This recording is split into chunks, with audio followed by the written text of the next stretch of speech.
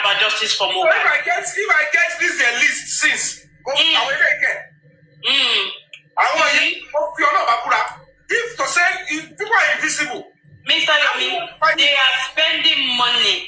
These people are spending money. See, by their sister, they will spend money. But if to say I know their names. Yeah. They are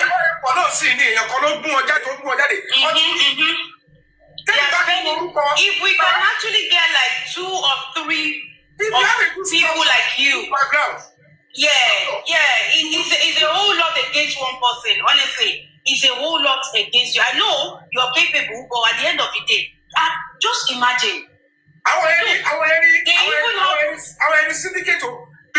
Don't mention your name in the WhatsApp group. Why are you crying? Because Mohbad to share was so feel so important. Even within these people seeking justice for Mohbad, they have their representative amongst us. You understand that they will just come up with narratives. Let's break this down a little bit. You see, when they start coming for you, like, oh, you're in there because of money, even though there is no proof till date that you squandered money in any way, okay? We can see everything that you've been doing. Even if you've been collecting money there is a reason why you may have been asking for funds, obviously, right? But one person will just come and sell that narrative, and the whole justice for Mohbad thing will buy it. That, oh, you're missing for justice, for the money. You're missing for donation. You're missing. They are the people working for them. Because they know that will cause distraction, obviously. And this is what they've been able to achieve. You see, like when they tarnish your image, you will be forced to withdraw from the case. You see? So this is what they've been doing. And they have been, to some extent, they've been able to brainwash some people. Because when you sit down to say, okay, all this allegation is from, number one, if you look at, is Yomi Fabi looking for justice? Yes. Okay. Is Yomi Fabi all for money? This is the narrative that they've been sending all around, okay? And secondly, they say, oh, he's a liar. He pushes what is not. He's a bloody liar. And look at these people, right? They are using A-list bloggers. That some bloggers whereby whatever they pull out, people will buy it. So I've always known that this lover. Emily, sorry to interject you. I can tell you for free, I want to buy money. Only level to know to determine lórí particular goal. Gbogbo àwọn party yẹn ẹni tó bá fẹ́ fall fún ló bá fall fún. Ṣé mi dákẹ́ ni? Do I look like do you know what I've done in the last 1 week? Tí n bá kọ́ fẹ́ bá ọgbọ́n ẹ̀jẹ̀ kí sọ nǹkan tí mo ti ṣe. Gbé máa fọ́ lẹ́pọ̀ ni. But I wouldn't say it. Just hold on for now. Don't even let them do all their shenanigans, okay? Let them do all their shenanigans before you come in. Because now it's looking at, oh, you're looking for relevance. Oh, you're doing this, there are some things that you shouldn't even be doing. I am MLH on social media. And all manner of rubbish will be coming out from your mouth. I mean, we've all known that this lover is from your industry.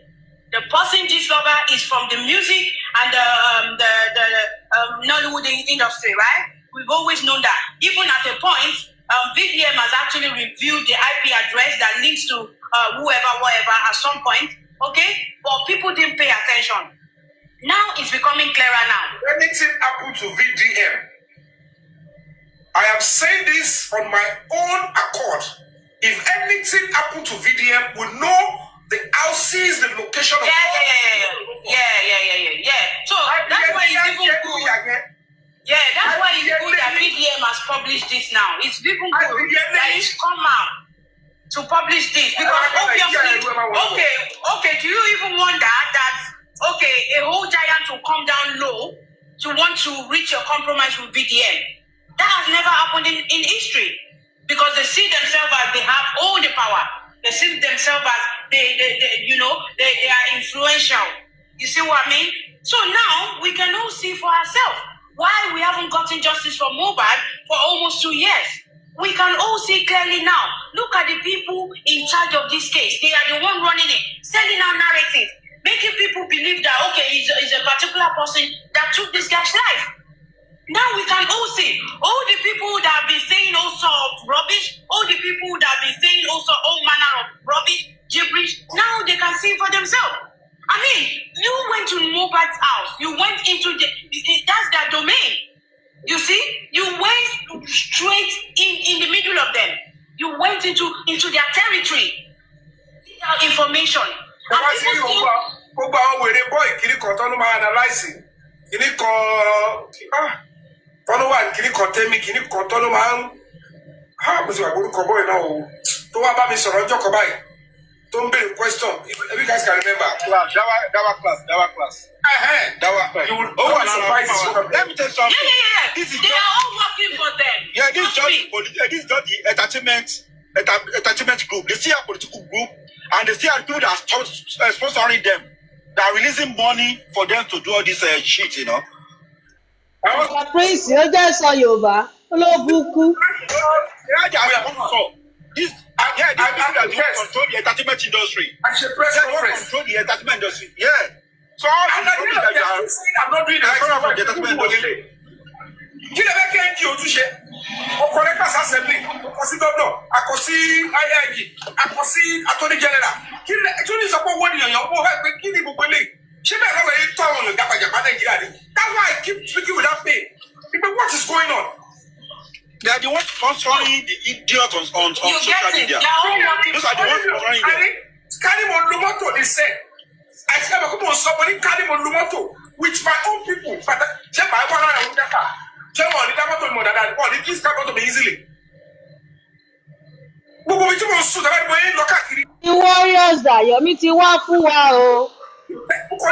Yomi ti wá fún wa ogun yá o. Warriors mọ̀ ṣé ìrádúrà àwọn èpè tán fáwọn warrior lánàá ni. Ẹjọ́. Yomi ti wá fún wa o. Mo ti dé Ogun Nàìjíríà. yá o. Lé mi fún 1 minute fẹ́ pé kí ẹ sùn báyìí lulẹ̀ tí mo kọ́. Ìlàkùn mi ni mo fi kọ́ o. Fíìmù ni mo ta o.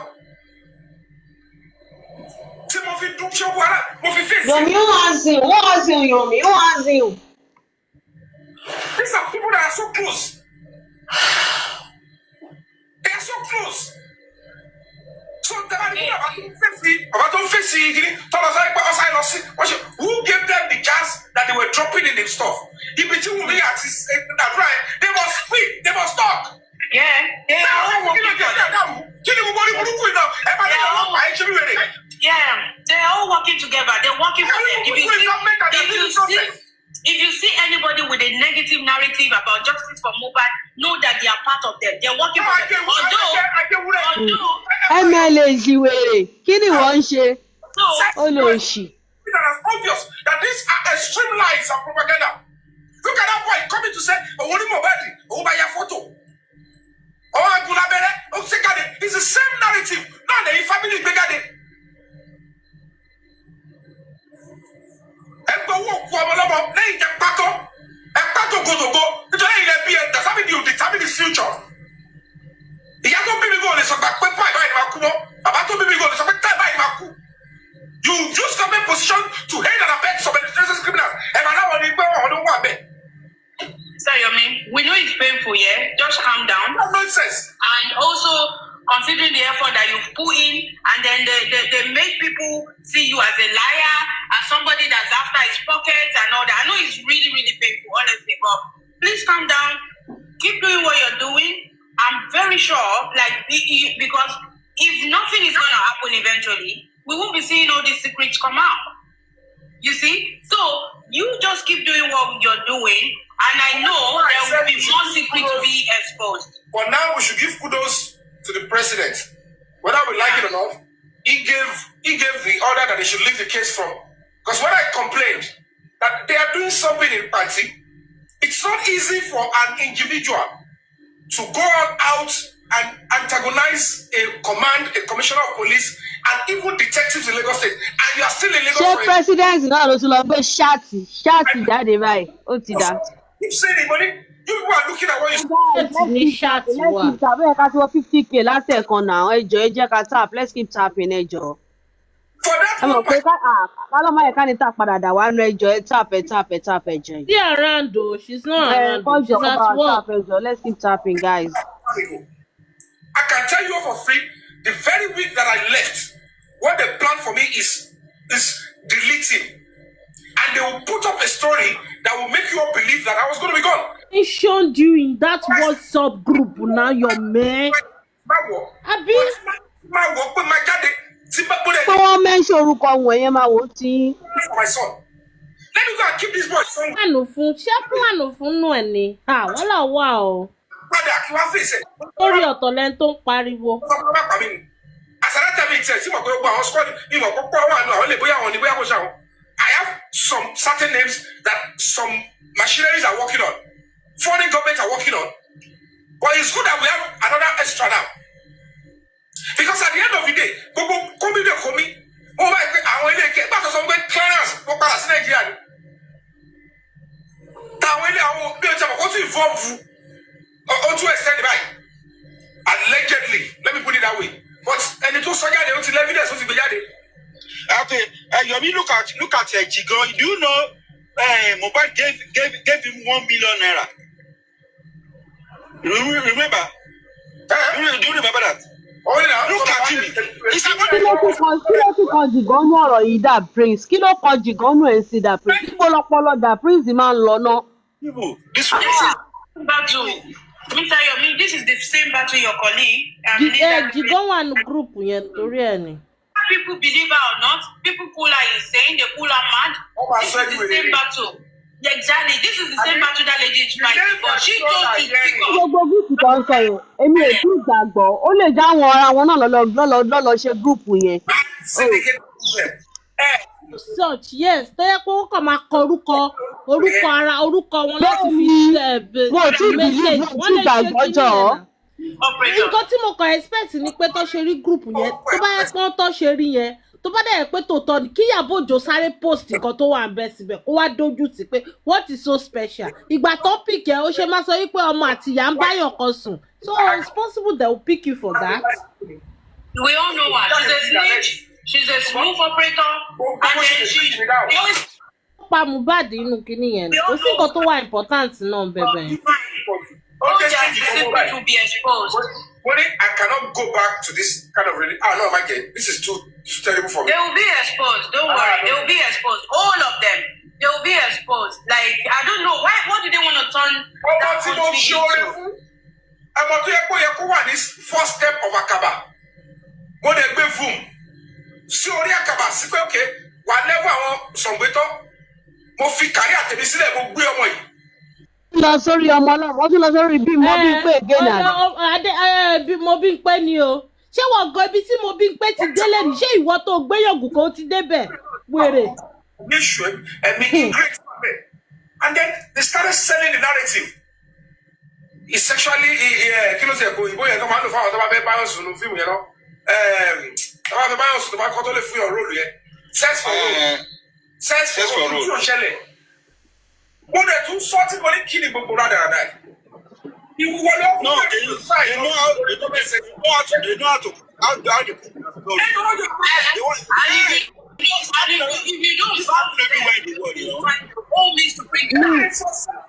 I personally think they are just trying to manipulate the group. There's no way they will not create a group for movements. They are only trying because there's nothing in that group. I've watched it. There's nothing written that is important in that group about they killed Wunmi or they killed Mohbad. Sorry, they are only trying to manipulate the group to make people think that Guys, Wunmi killed Mohbad.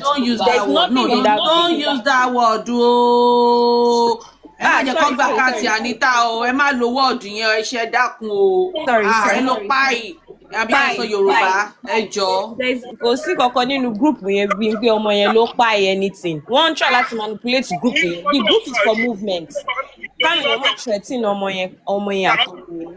There's nothing in that group. Go and watch the whole group. There's nothing there.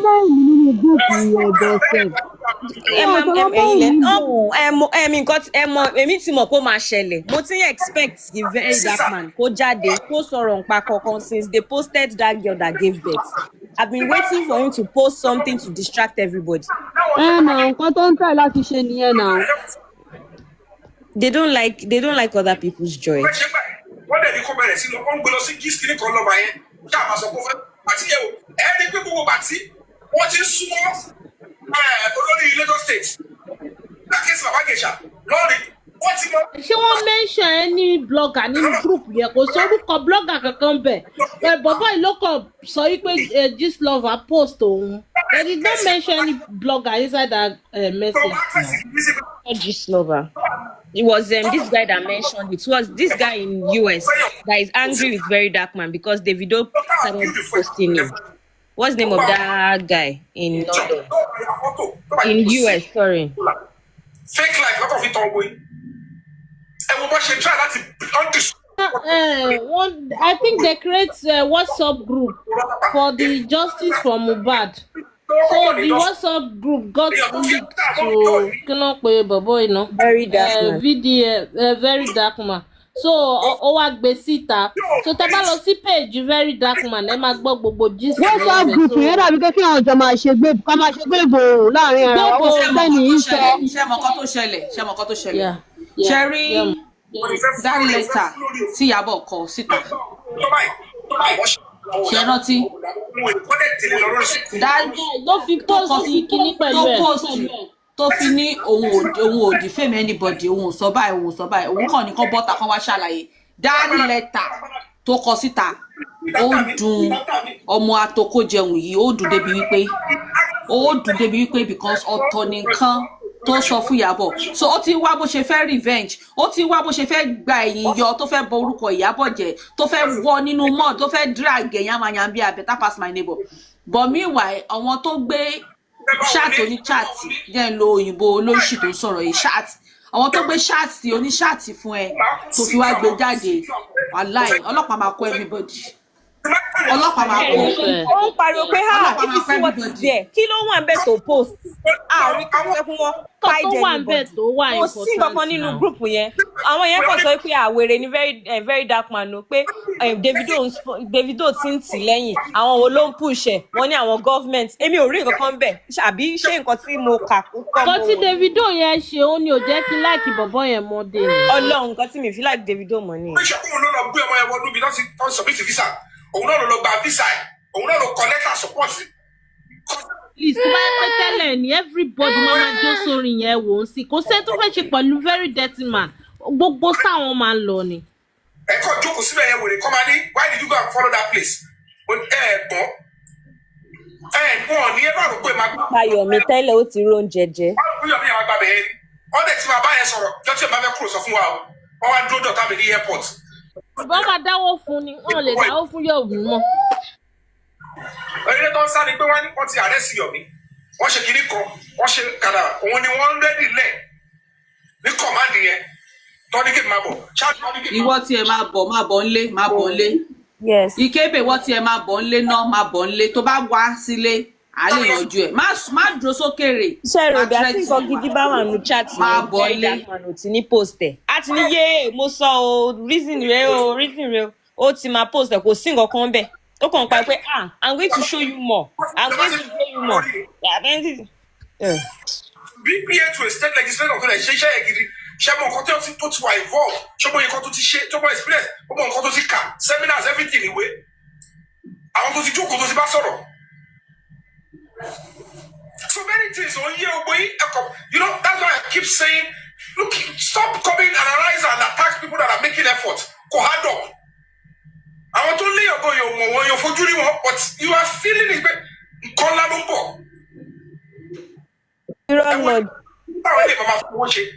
Everybody saw call up by you. Coffee or someone. Coffee Kiriko. Echo. She been recently in this part before the stage. That is when the same Yabo Ojo, you went to court behind me. Oh, serve me letter. You claimed that I didn't collect service. You went to the judge to get substituted service. And what pretend by what you let me post here. I can't find anything in my house because tomorrow I'm going on come on. What the people time here ni Sulemi. What is on the why you honest kese why your video one of your judge what is serve you why you leo you be all this on ko wa civil suit go se criminal suit o only torí pé mo sọ pé ko lọ ka lo compel ọjọba pé ko try Damola Adekola tó bá ọmọ princess gogo so But they want to use that suit to cause a lot of havoc. Cases mo jẹ́ pé mo ready àti ṣe ibi tí mo àwọn cases tí mo pen delay tí mo bẹ ṣe tẹ́lẹ̀. Cases tó pọ̀ bí wèrè tí wọ́n pẹ́ kí n bẹ́ẹ̀ ṣe mo kọ̀ báyìí pé jẹ́ kọ̀ bójú fọ́bọ̀ yìí. She is. Iyabo is paying the court. She has so she's Iyabo is a trillionaire, so she's paying everybody. Ó ti rí orúkọ ẹ̀ ó kò lè máa jókòó kẹ́ máa sáré pé fẹ́ bring it down. This is a wickedness she did. And they went to tell you you're being service, and then they want to start. But left to me, I would say that honestly, we should not give Yomi any chance to be relevant. Today is Joy Day. Yomi ò ní nǹkan tuntun tó fẹ́ sọ ju irọ́ tó ti ń pa lọ for years. Ẹni tó ń play wá sílé ni kò bá ti stop ẹ̀. Àbí tí bá mú tẹ bá mú tún sẹ́ẹ̀fì ẹ̀ máa quiet ni. Yeah, that's true. I had all the stuff. What you block you? Bóyá kéèyàn kúkú play orin. Follow me ti wá ń tà ni. Follow me wá ń tà ni. Mi ò mọ Ẹni sùúrù máa tó délé tí máa délé mo máa stop ẹ̀. Okay.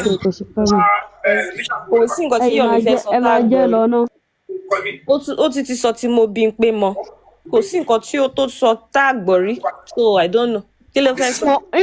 Nínú ẹjọ́ tó rò sí ẹgbẹ́jọ́ tó ti ń rò látẹ̀kọ́ sí ó ti mú Tóyìn mọ́ ó ti mú Mọ́bímpé mọ́ ó ti mú wọn lóríṣiríṣiríṣiríṣi mọ́.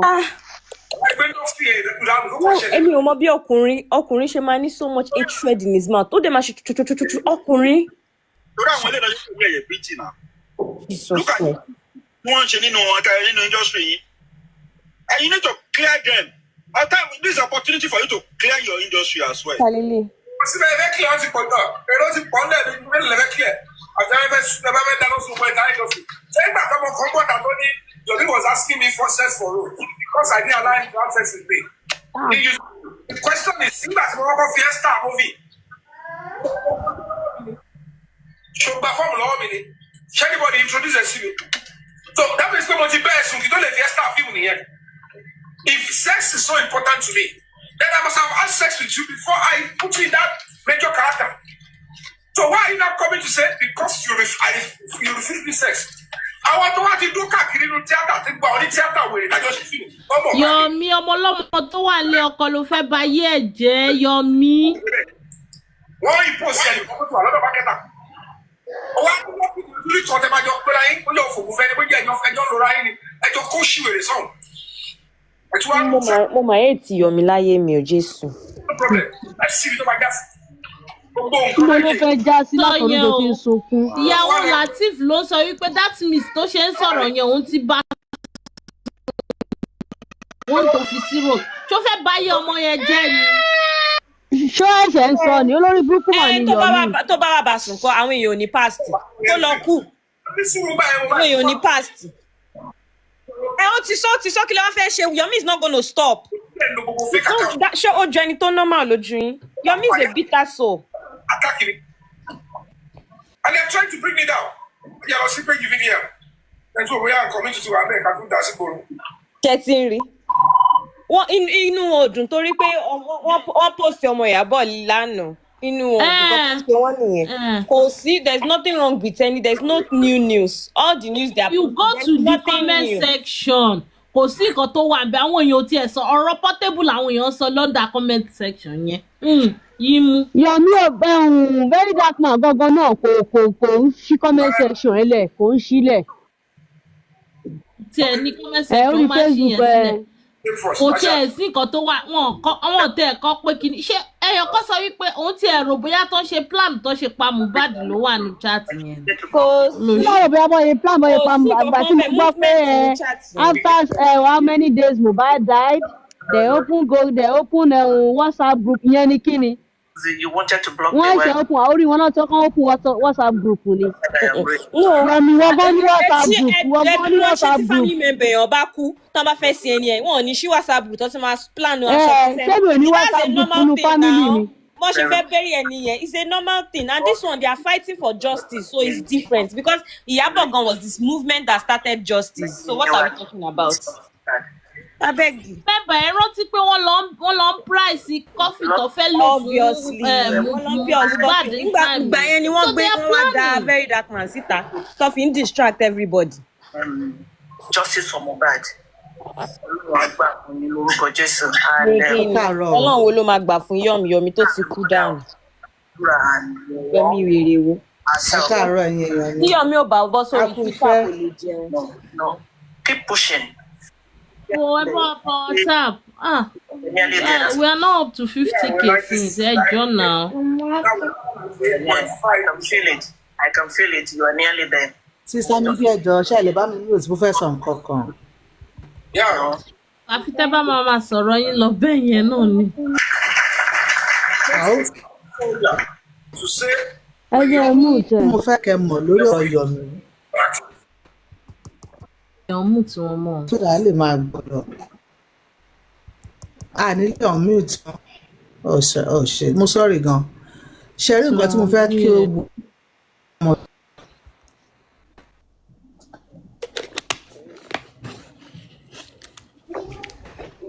Ọ̀ actor kankan tí yóò lè dàrú mọ́.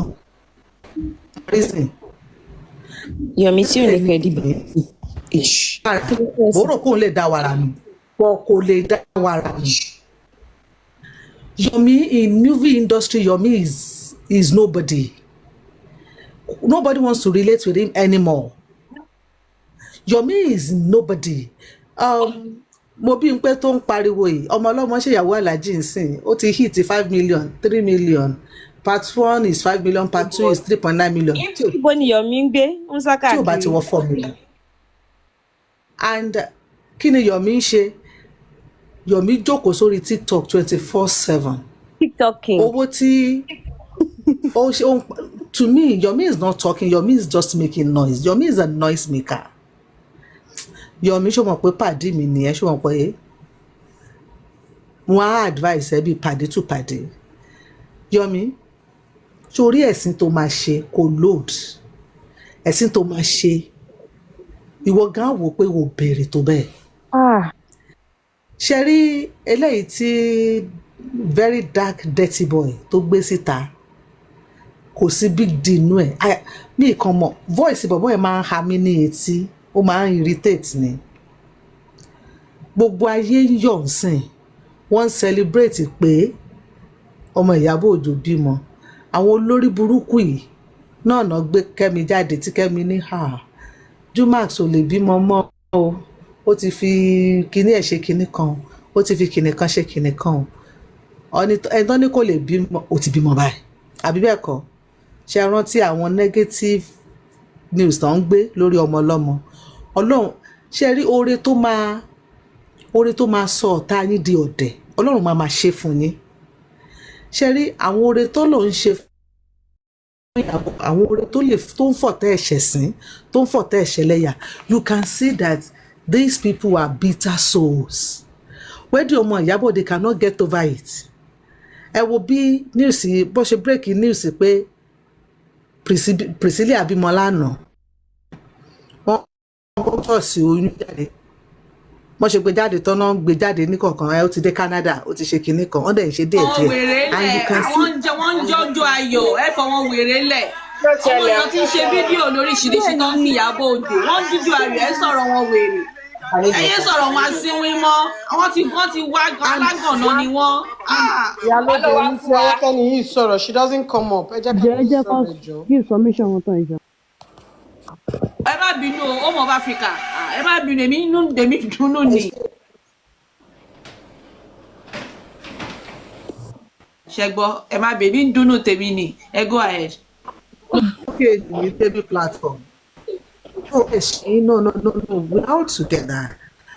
Ṣebí níbi tí ayọ̀ ti ń yọ̀ káwa ti ń yọ̀ ibẹ̀ ni Yomi ti gbé ìbànújẹ́ ibẹ̀ ló ti sọ sórí ọ̀ràn ibẹ̀ ló ti ń sọ sórí ìbànújẹ́ kan tó wáyé ẹ̀ wá ṣe nìyẹn ẹ jẹ́ kó máa ṣe ṣe understand ṣe rí ní ti tọ̀dọ̀ tiwa ṣe rí nǹkan tèmi kàn mọ̀ ni wípé ṣe rí nígbà tó bá ń gbé negative news wọn tó ń gbé kiri tẹ́ bá notice ẹ rí pé Sister Mide máa sọ kíní kan ní ayọ̀ òun ò kì í kalẹ̀ ẹ rí pé ayọ̀ òun ò dalẹ́ rí kán tó gbé kán tó run pẹ̀lú ẹ̀ wọ́n tún ti ṣẹ̀sìn wọ́n tún ṣẹlẹ́yà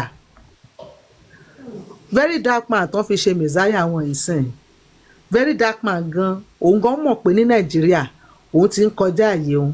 I was telling my husband this morning mo ní now very dark man bẹ̀rẹ̀ nsìn ìjọba ń wò ó ràn ṣó nígbà tó bá tó di terrorist fúlẹ̀ mo léèyàn sọ fún yín pé I defame people for a living and you are just looking at him ẹ kàn gbé ẹgbẹ́lẹ̀ mo ní náà ó ṣe logo ó ní Diratel the fourth arm of government that is criminal mo ní you are all looking at him mo ní now he is gathering people he is gathering youths.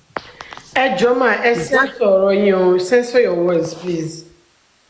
Okay ẹ má bínú mo ní now so mo ní we need to be extremely careful with this guy we need to be extremely careful with him bó ṣe rí àwọn èèyàn tó bá lè rí bíi messiah ó fi hàn pé they are as gullible as him these guys ó kàn ń lò wọ́n ó fi wọ́n make owó àwọn dẹ̀ stupid enough láti gbà kó máa fà wọ́n make owó so you don't blame them so tó bá jẹ́ pé ẹ rí ọ̀rọ̀ ẹlòmíì sọ tí Yomi ò bá rọ́rọ̀ ẹlòmíì sọ tó jẹ́ pé ó rí ọ̀rọ̀ very dark man ló fẹ́ dúró lé lórí tó fẹ́ fi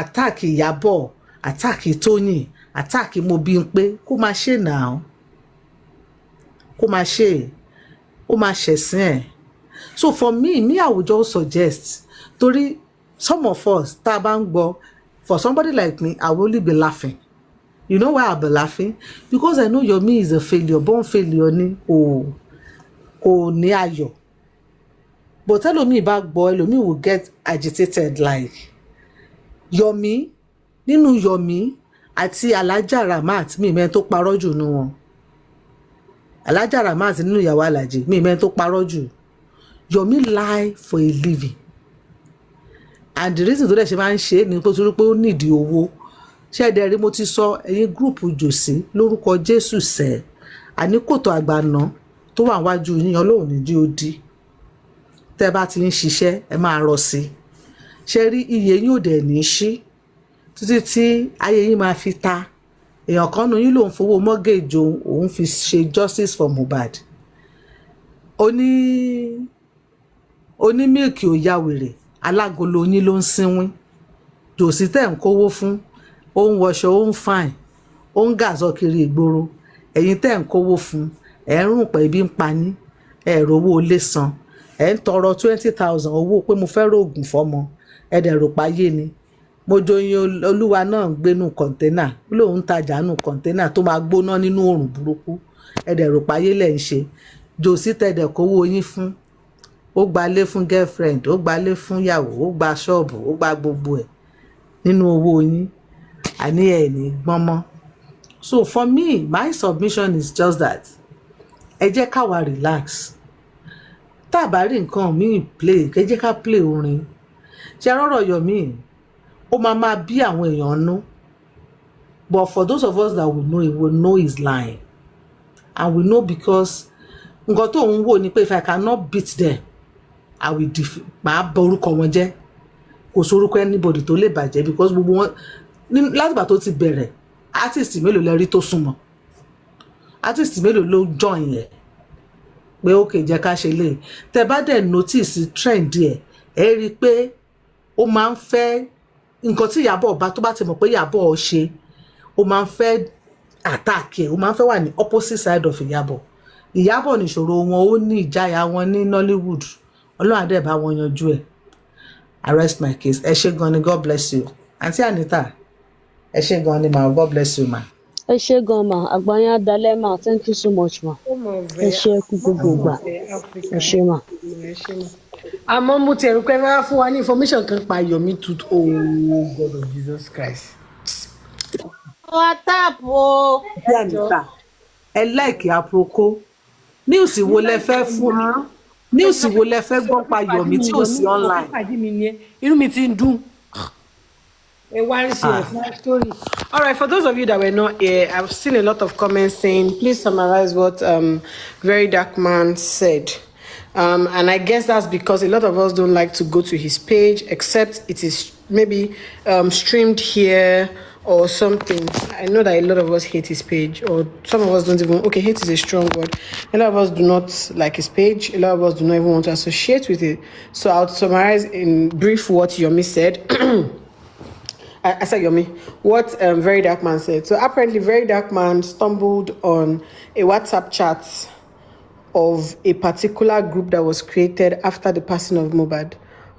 In the group, he stated that the PA of the video was there, K Solo was there, Iyabo Ojo was there, Tonto Dike was there, Sam Clef was there. He just basically mentioned, then he mentioned Jigon Babaoja was there as well, and then he said a few other persons. Actually, he said there are two different groups. He said one of the groups, Sam Clef, is the admin to the group. He actually stated that a lot of narratives that were pushed after the cry of Mohbad stemmed from that group. He also said that his arrest was planned and orchestrated in that group. We don't know how true that is, but then even if it is true, that's his business. He started to read the content of their chat, started to say that some persons were very, very, he used the E word, EVIL, saying that they had very terrible plans and for him. Actually, when the news first came that he had posted something that would turn Nigeria upside down, everybody thought maybe he posted what led to the cry of Mohbad. But to our greatest surprise, we got there and everything he was saying had to do with how he was arrested, how his noodles got out, how this and that. But the question is, your noodles got out because in the first place, you created the video. I mean, if you didn't create the video, there wouldn't have been an opportunity for anybody to bring it out. But then, like VDM would always do, he would always try to manipulate things. He went ahead to say that in the group, that somebody had decided that a particular narrative about him should be pushed to Gistlover. For those of you that don't know how Gistlover operates, you can actually send Gistlover a news just like every other blog. That does not mean that you know who Gistlover is. Countless number of people have sent Gistlover gist in his or her inbox. It doesn't translate to knowing who Gistlover. It doesn't mean that Iyabo Ojo is Gistlover. But gullible Nigerians can be very, very gullible. So he's again trying to play on their intelligence. He also said that what else? That's all he basically said. Then he said he would try and post everything, that it's a season film, we will watch and we'll be tired. A lot of things that have happened will be reviewed, and we cannot wait. We want to see it, not because we believe you or because we know that there's any integrity attached to anything you're saying, but then again, we want to just feed our eyes. That's just the basic truth. Like I said to you guys one time, the truth is that because some of us don't carry bell and white garments, you don't see us as prophets. I said to you that things will still come out that will make you want to question where you are. But the truth is, don't ever forget, as long as the body of Mohbad is not saying a particular tale, don't let them sway your mind and your emotions. Listen to them like you would watch a crappy Nollywood film and hiss at the end and turn off your TV. That's how you should treat them. Or treat them the way you would treat your menstrual flow when it comes with a lot of pain. But at the end of the day, you know that it is one, a sign that you are fertile. Two, it will come and it will go. So no matter how much dust they raise, guys, don't be bothered. Don't fret. Every time you hear them, just smile it off. If you have to take a break, if you have to take a day or two, please do. But I've told you, a lot of things will be reviewed. Whether it was cooked up or whatever, it will be reviewed. Now, Very Dark Man is talking about this group. I'm happy he has not said that was the group that orchestrated the cry of Mohbad. I'm happy he has not said that. Because if he had said that, then there would have been a problem. As long as that's not the issue, then it is normal for people to have WhatsApp groups for no reason at all. Some people even just create it for friends. Some create it because a tragedy has happened. They need to create a group where things will be discussed. I mean, it wasn't even like Iyabo Ojo and Tonto Dike said there was no WhatsApp group. If you guys listened to them in the beginning, they told us of this group. Because if you remember, they said there was a committee in charge of everything that concerns Mohbad. It is possible to want to push narrative. Don't we on this panel say, oh, let's push out some certain narratives out there? We do that as well. I mean, when after the coroner inquest concluded their ruling, and then they started to push out a lot of old videos, and they were trying to foster a certain narrative in the minds of Nigerians. What did we do? We countered them. We brought their old videos and we pushed it out there as well. Where did we discuss? It was discussed on this panel. So if we decided to take it a notch further and say, okay, a few of us, let's create a WhatsApp group and discuss it there, then the thing that comes out tomorrow, then some of you will not be bothered. No, guys, don't be bothered. I mean, when you lose somebody or something, even for a frivolous reason as much as friendship, people create WhatsApp group. Anita, you remember when MFM, they brought out my voice notes where I was, when we had a group chat behind, you remember? And they were like, voice notes, that was when we were supporting you. So, guys, don't be part of, I beg, it's nothing. So, at the end of the day, as long as this WhatsApp group was not where this spy was orchestrated or this spy was planned, there's no big deal. And it's not even a matter, that group wasn't even for gossip. If at the time, because for crying out loud, we were all shouting justice for Mohbad, and this nuisance came, do you know that today he basically admitted that he did not have a basis for the DNA thing he started to push? And if they feel like, come, this boy, why are you pushing this certain narrative and trying to distract people from trying to find justice for this boy? Rather than find justice for this boy and support the widow of the young man, you start to push a narrative that goes against the widow, and people start to bash the widow. Are you expecting people in that group to keep quiet? These guys stood up and said they were going to stand to protect the legacy of Mohbad. They were not just going to find justice for him, they were going to protect everything he left behind. This was the same group that orchestrated how they started contributing money for Liam. Have you all forgotten? I'm saying this thing because I know that some of us, because like Paparano made a statement today, and that statement is a known fact. Out of the 12, there is always one that is a betrayer. So just in case that betrayal starts to sow some negative seeds in our heart, I'm saying this to counter it, and I know why I'm saying it. Please, let us have our minds clear. We are not like them. We are very intellectual. We are very wise people. We think. We are not people that they just come and dump things on our laps and we just take it like that. No, we are able to sieve and say, no, this is the truth, and this is a fact, and this is a manipulation. And as long as we continue to do that, is what makes us very intelligent. And that's why even when we don't do anything, they keep running around in circles. Only evil men run when nobody's pursuing them. We sit down here, we are not doing anything. They come up with different narratives. They are the ones that will end the narratives themselves. Because what is VDM releasing that chat for? And I'm wondering, how did you get that chat? How did that group chat fall on your laps? Except you want to tell me that one person in that group betrayed the group, which I doubt. I hope and I pray that chat wasn't gotten by the reason of somebody's arrest. Otherwise, then prepare and wait for a lawsuit. Because you do not have any right to reveal or put people's private conversations out there without their express permission. I hope you know that. Well, what do I know? I'm just a baby lawyer. So we'll continue to stream. He believes he's untouchable. He believes he's above the law. He believes he can do and he will go scot-free. He believes that anything he says is going to fly. He believes that either the hands of the law, the people, or nothing can touch him. VDM. One to ba fi imu fífẹ́ iná ó máa jó ẹni rùngbọ̀n Ọlọ́run ọba ń gbọ́. O àwọn orí tí ẹ rò lọ́wọ́lọ́wọ́ táwa wà yìí ìkómọ làwa ń ṣe lọ́wọ́. Àwa ti bẹ̀rẹ̀ kómọ láti èní lọ. A máa ṣe títí tá máa fi sọmọ lórúkọ ni. Ẹ̀yin lẹ ní ìṣòro ẹ máa sunkún kiri.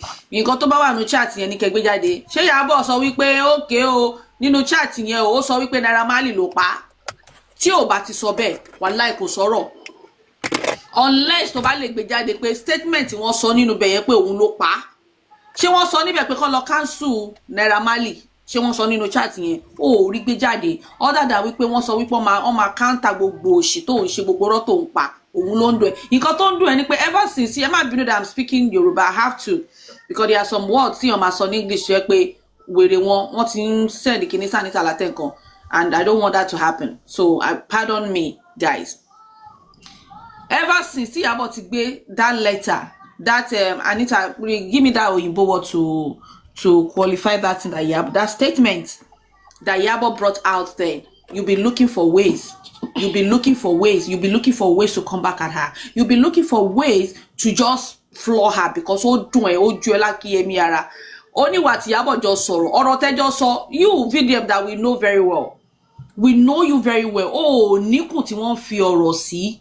Oh, Niku kò sí kankan tí wà tí Yabo lè sọ tó ní wá síta wá sọ. The case is reverse. It's the other way round. Ìwọ ni wọ́n sọ̀rọ̀ fún Yabo, wọ́n ni wọ́n bẹ̀ Yabo. Yabo ò dẹ̀ jáde wá sọ kankan. Ìwọ ni you know wetin we talk o. We know kíní kan. Tó bá mọ̀ wípé àwa táwa mú ẹ dáadáa. Ìwọ ọmọ tó ń tó kó jẹun yìí. Ìwọ tó ń fi gbòlà ló fi ń jẹun. Olóko carrot ó máa ti jáde síta wá sọ̀kọ̀ tí wà tí Yabo jọ sọ lẹ́yìn. But torí pé wọ́n ni wọ́n dọ̀bálẹ̀ tó bẹ̀ Yabo. Ṣé mu ó wọṣọ fún ẹ? Ṣé mu ó wọ bàtà fún ẹ? Ó tún wá fi aago àti ṣéènì sí ẹ lọ́rùn. O lè jẹ́ kó bọ́ síta because o ò ní liver láti jáde wípé nǹkan báyìí lẹ sọ. So òun ló ṣe ń wá ways. Now that you've gotten the chat, you've gotten it, you've read it, Joe, what next? Good afternoon, everyone. Good afternoon, everyone. Please, I hope I'm not echoing. No. Can you hear me? Yes, we can hear you. Okay. Sorry, I just want to say something from the. I just want to contribute something I thought within myself. It's just my thought. So, I think among the people he was mentioning that were in that group, I think he mentioned someone like K Solo or something like that. Am I correct? Hello? Hello? What did you say? I said when Vidian was mentioning some people that are in the group, he mentioned somebody like, is it K Solo or something like that? Yes, he mentioned the name. Yeah, is it not the guy that was picked up recently by Dada? Yeah. So allegedly, this is my opinion. I guess when that guy was picked up, allegedly, maybe it was from. Don't finish your statement. Don't finish your statement. Don't finish your statement. Okay, allegedly. So because when very dirty boy was picked up the other time by EFCC, he knew something like that might happen to him. Immediately he came out, if anything his phone come out, he will sue, he will this, he will that. It's like a lot threatening at his suit, anything to buy one in phone, bá jáde sí public. But pé nǹkan tó threat pé ó máa ṣe òun fúnra ẹ̀ ló wá ń ṣe tó lóun máa ṣe fáwọn kìíní gbà yẹn ìgbà táwọn tó gbé nígbà táwọn no sorry tí àwọn EFCC ìgbà lórí ìgbà tó fi ní issue pẹ̀lú àwọn GTB the same to threat pé ó máa ṣe tí ẹni wá wá pé the same tí lòun fúnra ẹ̀ wá ń ṣe lọ́wọ́lọ́wọ́ báyìí ibì kan ni kìíní yẹn ti máa jáde chat tó ń sọ ibì kan ló ti máa jáde ẹsẹ̀kẹsẹ̀ náà ló dẹ̀ bẹ́ síta báyìí ń sìn tó ń sọ nǹkan tí wọ́n rí lórí wherever it's leaked. I don't know where it leaked from. But what I'm just trying to say that what he threatened he was going to do the other time, if anything from his phone leaked to the public that was going to sue, he's going to raise a lawsuit. He himself is now doing the same thing because this very conversation leaked from somewhere. Like what I don't understand what his followers. I don't understand how his followers think. This guy is so manipulative that nǹkan tóun ò lè gbà á dẹ̀ ṣe successfully àwọn followers á dẹ̀ máa applaud it. And if they do that same thing to him, àti máa threaten, àti máa lady, àti máa pariwo, àwọn followers ẹ̀ náà á dẹ̀ tún support ẹ̀. Tó bá dẹ̀ tún ṣe that same thing tóun fúnra ẹ̀ gan condemn pé kò dáa tóun fúnra ẹ̀ bá ṣe, àwọn followers ẹ̀ náà á tún máa upload ẹjọ́ tó Ọlọ́run kí ló ń ṣẹlẹ̀ ní Nàìjíríà. Ṣé àìríṣẹ́ àìrójú àyáyè ló ń fa gbogbo kinní wọ̀nyí ni? I don't understand what is wrong with people in Nigeria. Although I don't blame him. No, or not. So not. But you come for me, you will be a victim. If I come for you, you are also a victim. Oh, so if I don't man saw Dada, and I guess I'm beginning to see it play out very, very, very well in most of the things he's doing recently. And I thank God because at first, how was he able to get fame? But our blogs not best in bad repost. But right now it's like they don't even post anymore. They don't even repost him anymore. So nǹkan fún ẹgbẹ́ ní sọ́bà dà pé page ló máa ń jókòó sí àtàwọn bóyá àwọn upcoming blog tó ṣe ń wá recognition àwọn yẹn ló ń bá gbé díẹ̀díẹ̀. But major blogs right now don't even care about him. Just look at the way they are celebrating Iyabo Ojo left, right and center. Despite what he did, because I know nǹkan tó gbé síta yìí ó ti wà lọ́wọ́ ẹ̀ for a while. but ọmọ fẹ́ gbé síta ní lọ́wọ́lọ́wọ́ báyìí tó ń celebrate woman yẹn. He just doesn't want that woman to be celebrated. Ọlọ́run dẹ̀ ń dojú tì. And I see that Iyabo Ojo has this thing in her. The more you try to break to come for her, the more good things always happen to her. And that is an example of what you are seeing. I've been on Instagram, so nobody, no blog, the major blogs that I know was Tiero. And that was the reason why I told him Sukun Bati Linda Keji post the interview Adura on Supe will post it too. Whoa, ni value tele. So by the blogs all the post kò sẹ́ni tó máa mọ̀ ẹ́. Oh, value tele, and the little frame tó fún ẹ báyìí sí òfin tẹ àwọn èèyàn mọ́lẹ̀ báṣubàṣu. Òfin bọ́ àwọn èèyàn káàkiri. I keep saying it, pé justice for Mohbad yìí ló fún ẹ ní fame. Mohbad yìí náà ló ṣì máa gba fame ẹ lọ́wọ́ ẹ̀.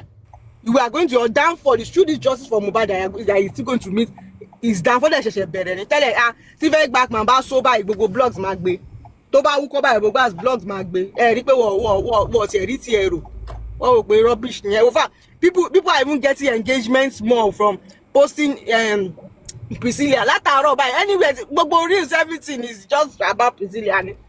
So who has his time? Ó máa kéku ó ń pẹ́ kò bá lọ gbé ìtọ́jú yẹn lọ kó sọ̀rọ̀ kó ṣe kò sẹ́ni tó rí ti ẹ̀rọ mọ́ ó ti tán fún nǹkan tó máa tún fẹ́ ṣe ń ṣe àwa lọ wá kéèsì a fẹ́ lọ wá kéèsì bíi charity case kan àbí kéèsì pé bóyá ẹnìkan ta wíìgì fún mi kò ṣe kínní àbẹ́nìkan aṣáà wá kéèsì kan tá tún fi fẹ́ fi to manipulate his followers a tún lọ wá kéèsì kan pé bóyá ó fẹ́ help ó fẹ́ jà fún ẹ̀tọ́ kan a tún fi gbogbo wọn wá tún padà sí lórí wá tún padà sí you will see that you will still go and bring a case now. I want to use that case to get back people's sympathy or attention. But a lot of people have seen him for he's a big man. Got money son here. Thank you very much.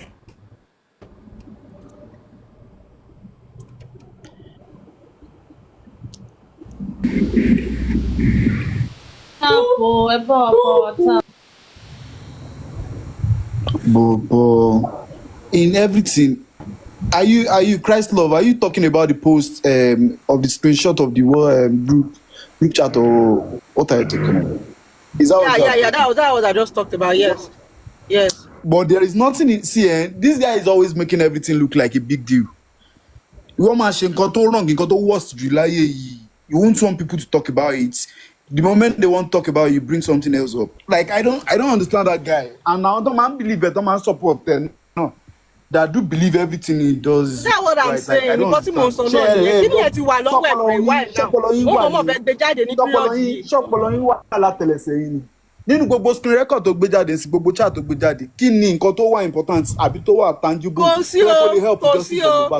Jẹ́ má bínú àwọn kan ti ṣe pàtí lórí street. Aláwọ̀ blogs iṣẹ́ ò tiẹ̀ rí tiẹ̀ rò mọ́. Ẹjọ́ àwọn kan ṣe pàtí lórí street o. Àwọn stranger tí ò tiẹ̀ mọ Priscilla àwọn ti ṣe pàtí ẹjọ́ ẹ máa sọ̀rọ̀ yín lọ. Àbí kò sẹ́ni tó rí tiẹ̀ rò mọ́.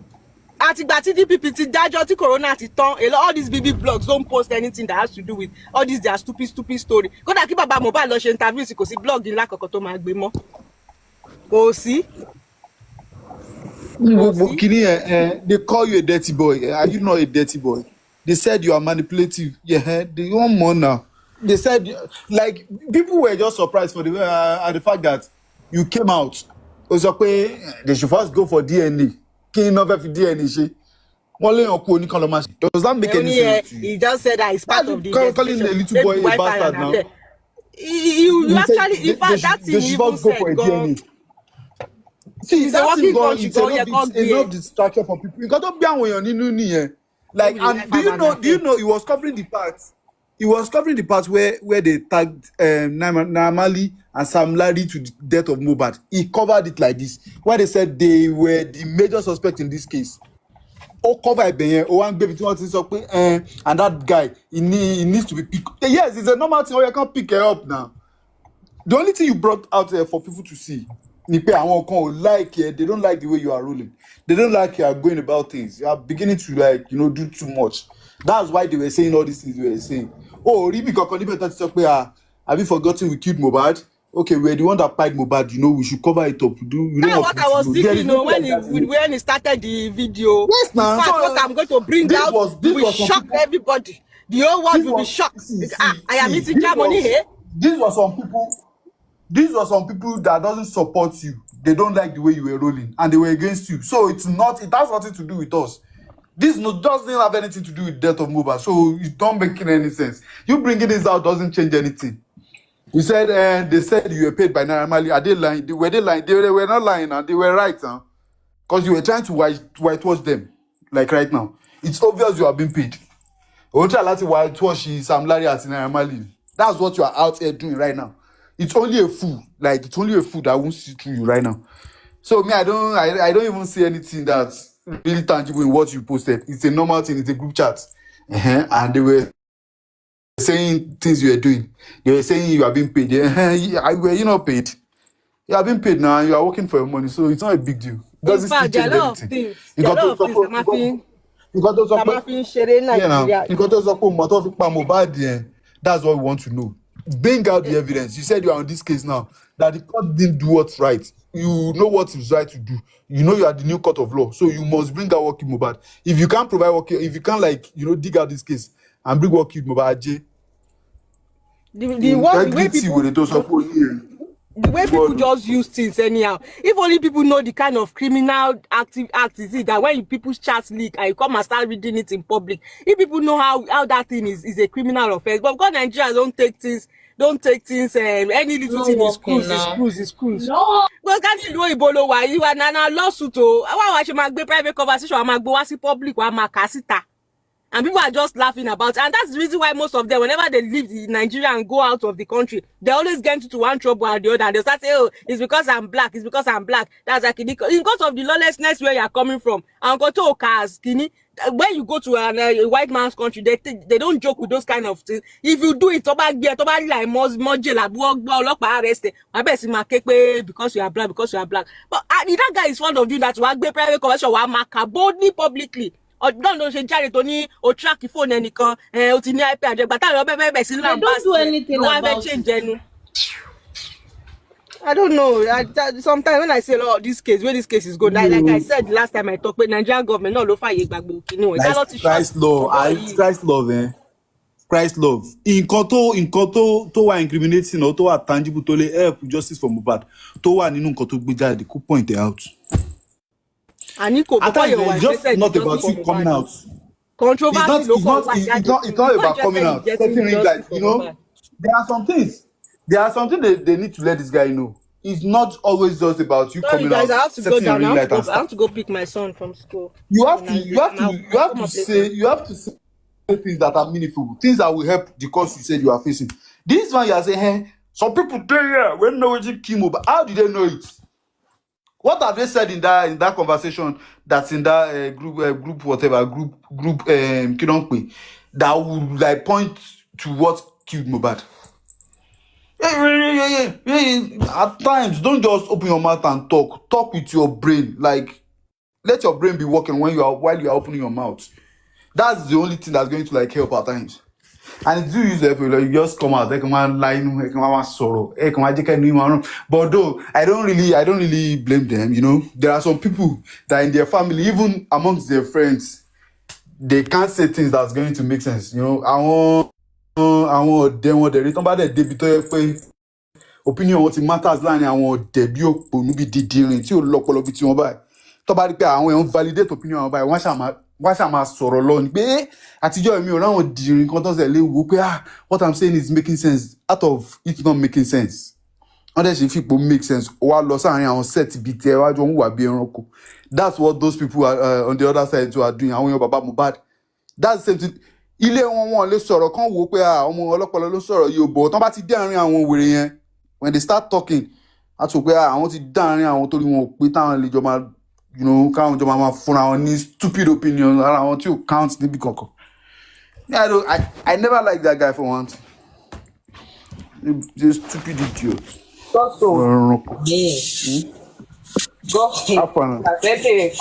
Gọ́sọ̀jọ́ tí bá gbọ́mọ mi lọ klọ́ọ̀bù ṣọlọ́pàá máa mú mi torí ẹ̀ ni. Ṣé máa gbọ́mọ lọ? Mo máa lọ sí jẹ́ torí ẹ̀ ni. Ṣé o gbọ́mọ lọ klọ́ọ̀bù? Mo ń béèrè ní bí bá gbọ́mọ oṣù 6 lọ sí ṣó ibi tó ti ń fọ́gò ògùnbẹ̀ jọ ṣọlọ́pàá máa mú mi torí ẹ̀. ó lè lọ sẹ́wọ̀n o. Ó lè lọ o. Yes, tó bá yẹ pé Europe ń bíbá ẹ lè lọ sẹ́wọ̀n. Ó lè lọ ní normal show. Ṣé yóò kí àwọn celebrity tó ń gbọ́mọ lọ sí show náà? No, tó bá jẹ́ pé normal show pé ọmọ at least bóyá èèyàn fẹ́ lọ hà tẹ́ ẹ̀ ní sí níbi táwọn èèyàn wà. Bóyá back of stage. Yes, you can go. I can go, right? You can go. Yeah, ó lè wà ní tó bá wà níbi tó wà secured bóyá wà nínú mọ́tò. Yeah. Or back of the stage tó ti yẹ táwọn èèyàn máa ń jókòó.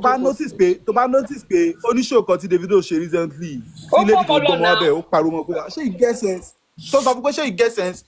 You carry small pikin come here, ó yà náà carry am go. No ma.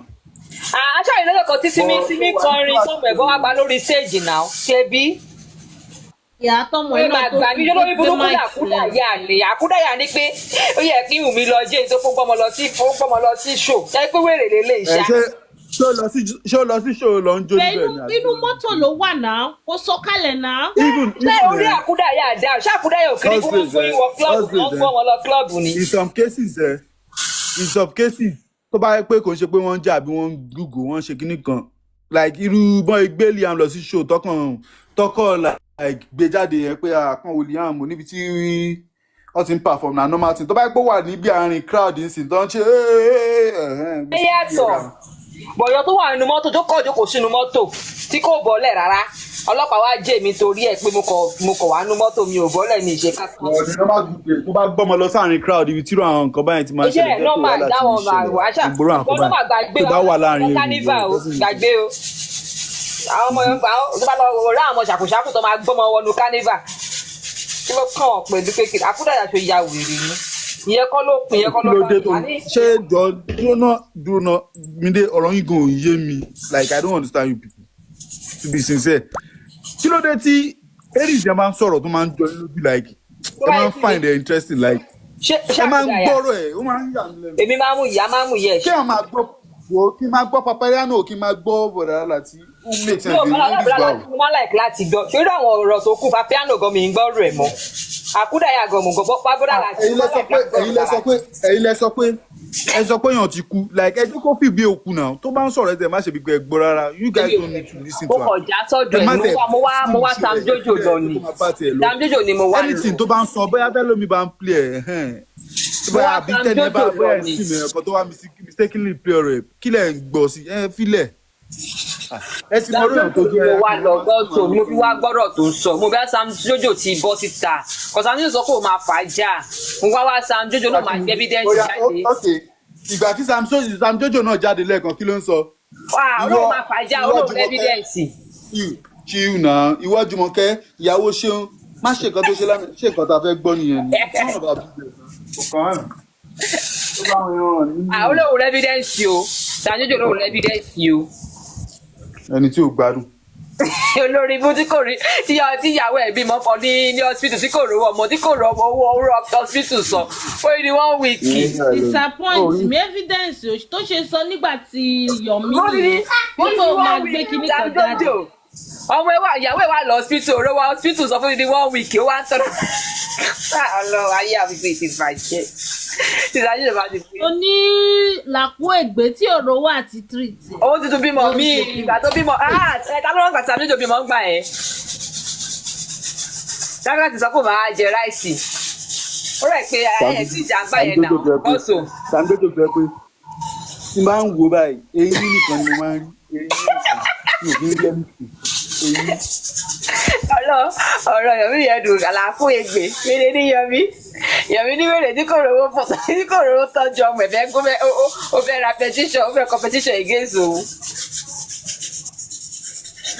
ó máa ní evidence o Sam Jojo máa ní evidence pọ̀ lọ Sam Jojo tó bá ní ikú wo ló pa Sam Jojo lé ní ikú evidence ni bí ball strike náà ní evidence ọjọ́ clear lọ tí wèrè ò padà kó lẹ̀ I have evidence àgbà tó tẹ̀ sí wèrè lójú àbẹ̀fẹ́ gbọ́ àbẹ̀fẹ́ àbí àyànfẹ́ ò já àbẹ̀fẹ́ tẹ̀ sí pé ìwé ẹ̀sẹ̀ kó sì lọ gbogbo evidence ẹ̀ ti ńlá jọjọ tẹ́ gbé kalẹ̀ kórí burúkú lọ.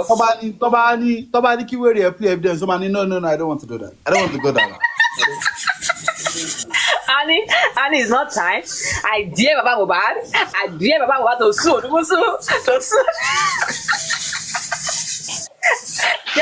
tó sún òdùmùsù adé bàbá Mohbad tó ń sún olóyè àní bring evidence rẹ̀ àná àìdé bàbá Mohbad tó sún òdùmùsù ọlọ ojú wa ti rí tó lórí justice of Mohbad yìí o ìkọlọ ni Mohbad sọ̀rọ̀ ìkẹyìn ọ̀rọ̀ kẹyìn àrídè nídèní I don't see the light yíyá mi kò sì ta wàláì ẹ bá mi wá bùlàmìlà sí o bùlàmìlà tí o ẹ jẹ́ ká mọ̀ nǹkan tó ṣe yìí o tó bá pẹ́ ní donation ẹ wá sọ síta ẹ má fọwọ́ bojú o bùlàlà tí o bọ́lá tí try ojú kàpàtó ó dẹ̀ sọ dẹ̀ bú ní. ti lọ gba treatment. ó ti náà wò ní jáde ó ní kò sí kankan láti sọmọ lórí jésù ọ tó ń fún mojọlá láyè jẹ nìyẹn náà ó ti gba àti kólílé náà ò sí life.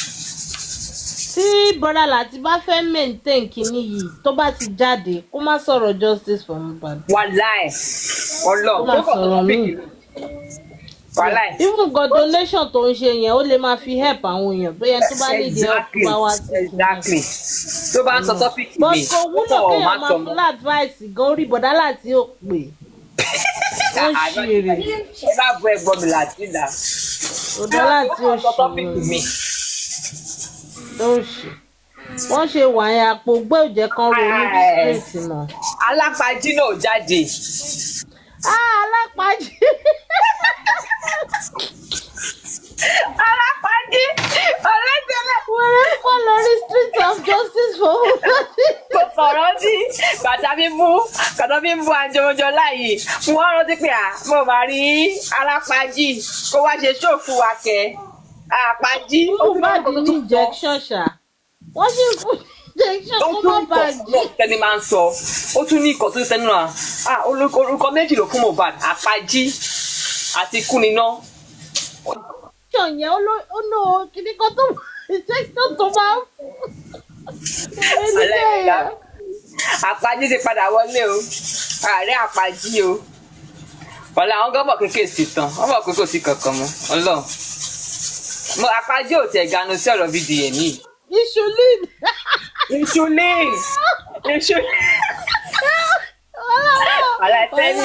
tẹ́lẹ̀ ò ní fún mi. àrò ló yẹ kọ́kọ́ gbogbo àwọn fífi. ó tún ní oníṣẹ́ bá ní ẹ̀jẹ̀ ríru tí tẹ̀ máa lò wà o ẹ̀jẹ̀ ríru tí tẹ̀ máa lò tẹ̀ bá tún ní kí ló tún pè náà hypertensive àbí kí ni wèrè pé ó ní diabetes kí ló pè diabetes ó ní tẹ bá tún yá ó ní tẹ bá ti lo slimming tea yẹn pé gbogbo ọ̀rọ̀ anú yẹn lè máa yá òróró ló máa jáde di. ẹjọ́ bá mi fi insulin kalẹ̀ náà kí ni gbogbo ilé bá lè ṣe máa jáde. rárá lè fi insulin kalẹ̀ o insulin. ó ní Mohbad ṣì ń gba insulin lọ́wọ́ bó ṣe wà ẹ́ nítorí kó má bàa jí. sẹ́ni ò ní kúre sẹ́ni ní ṣẹ́rí dókítà mi ẹ̀ṣẹ̀ sọ fún mi ní ìsìn pé tí hypertensive wà tẹ́ pé ẹ máa lò tó máa ṣiṣẹ́ lára yín kò sí kọ́tà kì í tà àwọn ọ̀dà àti àwọn ọ̀dà wà báyìí ó ti lọ lẹ́nì ìtò lọ Amẹ́ríkà ìtò lọ kàlà àwọn ọ̀dà gan ṣẹ́rí tí flatomy tea tẹ́ máa lò tí gbogbo ọ̀rá inú ìpín tó máa lọlẹ̀ kọfí òróró lẹ máa yà tí onítẹ̀bá ti mu Lipton flatomy tea yẹ báyìí pé òróró ẹ̀kọ́ máa yà wọ́n jáde.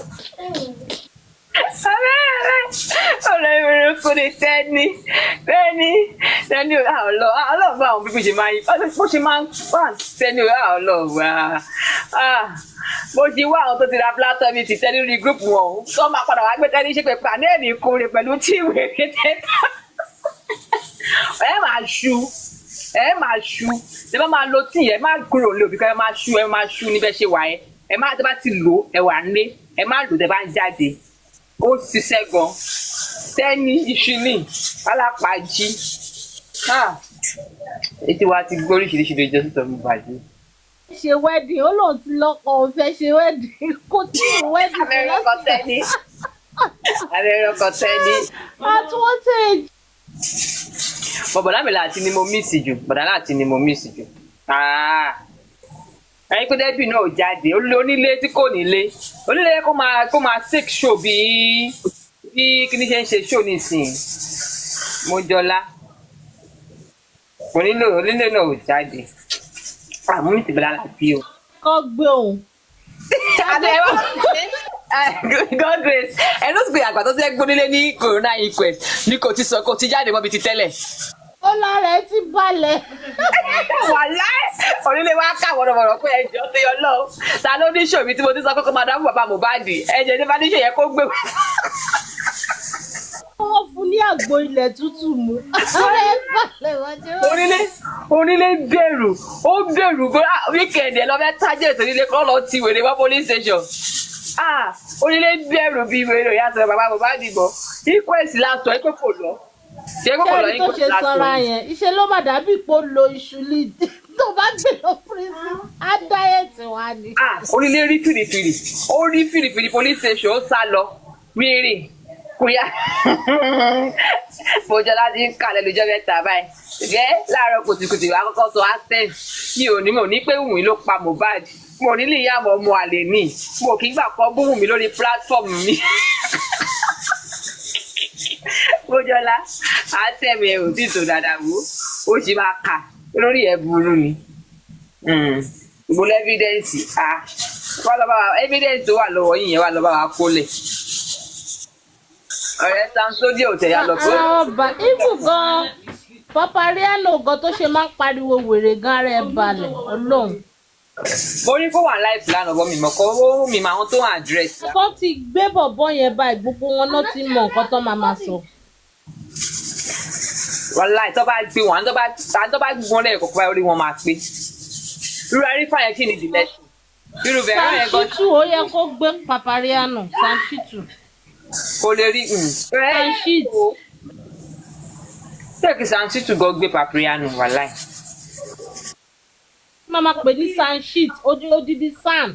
òun ló kọ́kọ́ pè ní Sanchitu òun ló kọ́kọ́ pè ní Sanchitu. lọ́hùn. bàbá náà fi pé wọ́n lè rí òun mú ó fi pé òun ti kò fà count ẹ̀ náà tó sì wọ́n dẹ̀ lè rí mú tó bá hà kẹ́. lè rí mú o ẹbí kárí Papariano wàláì ó fi pé òun smart o kò yí bẹ́ẹ̀ tí ó rí kò yí bẹ́ẹ̀ bẹ́ẹ̀ smart o wọ́n kárí ẹ̀ kò kárí o ó fi pé òun smart ṣe rí pé bí ọjọ́ kọ̀ọ̀kan ló wà lórí ẹ̀ tó wá kọlẹ̀kùn ní yàrá ẹ̀ ni tó sáré fi change ilé ẹ̀. tọ́nà bàjẹ́ ń gbà. àpapà fẹ́ẹ̀ bù pa àpapà ní pé ó ní yìí ó ń gbé pẹ̀lú gramẹ́ ni ní pé kò ní lé kórè jẹ́ gba lé ni pé tẹ́lẹ̀ ọ̀dọ̀ gramẹ́ pé ṣòro tó máa ń ṣe yẹn tó máa pẹ̀lú wọn ṣà ó ní ọ̀dọ̀ gramẹ́ ló ń gbé. It's not even expensive o. These people ojú wa ti rí sẹ́dọ̀ ìjọba Mohbad wà láì. mo kàn mí ìtìbọ̀ lámìlàtì ni mo mí ìtìsí. alo wa ń ta o. àná ni bọ̀dá Latina ìka olè ni wọ́n àgbáyà ìka ni wọ́n nà. nǹkan táwọn gan dálẹ̀ nínú justice Mohbad ló ń lọ yẹn. ẹni sùúrù ẹni tó máa bá wọn ka báìbù yẹn kọ kí ló ṣẹlẹ̀ sí báìbù wọn. elépè dẹ́bí elépè wèrè ka báìbù títí ọmọ ẹ̀ l'accident wèrè ka báìbù títí Sister Anita Obama ní pé kẹ́ pick àwọn up. Why should I pick him up?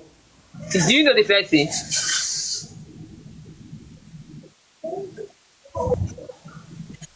pẹ̀lú wa náà. jẹ́ ká miss kọ́ sọ̀rọ̀. We know am dey talk your talk.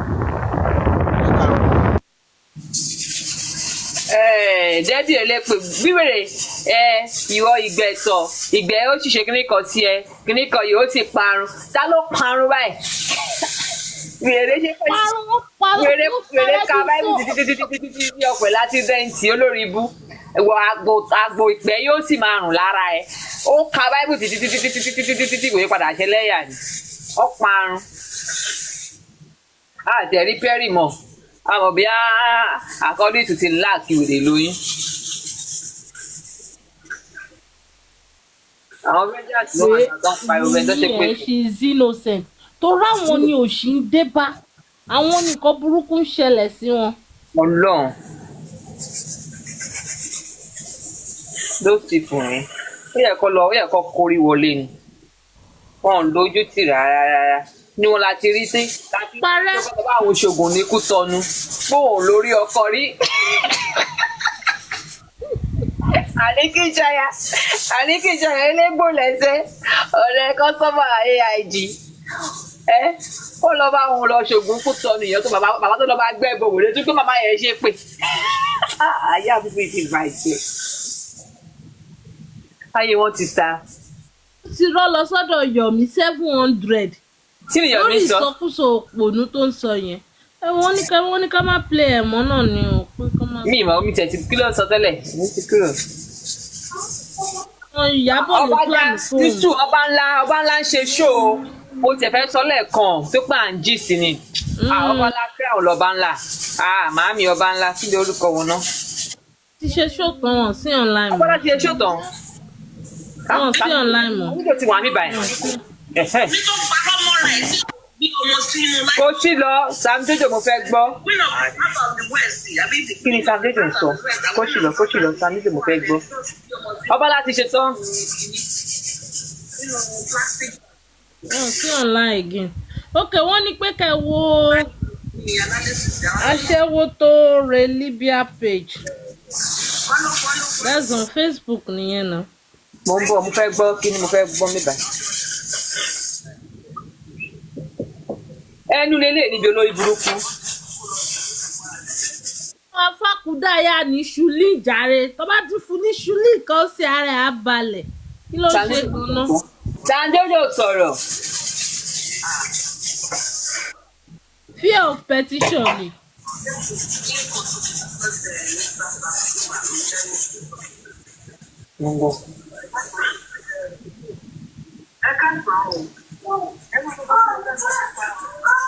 Níbo ló wà on Facebook? Kò sí mi fẹ́ wo kíni ẹ̀ lórí Facebook mi dá. Come here. Yes. Okay?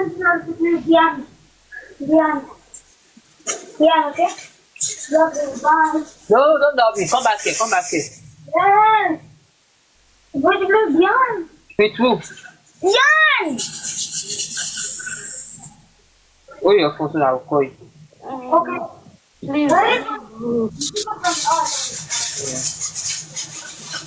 Bon, okay.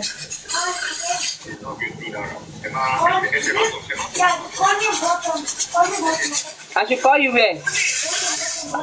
I do not have your button number. Why do you never have my bottom number? I do not have button on my phone. Fine, just text. Use Diamond's phone to call me bottom. Elizabeth. Okay. Use Diamond's phone, okay? Okay. Call me bottom. Okay.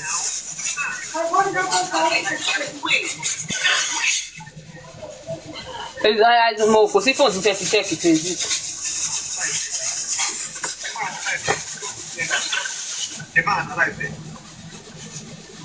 Mo gba àwọn yóò kí wọ́n ta àwọn fẹ́ pọ̀kọ̀ táwọn yóò kí n sọ.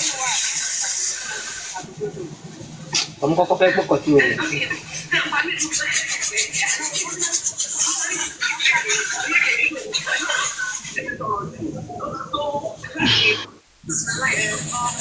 Apájí bọ́tà o.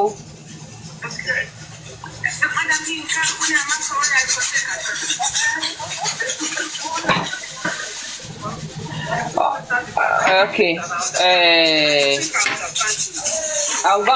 God grace ẹ lè bá wa wá ṣò yẹn lọ.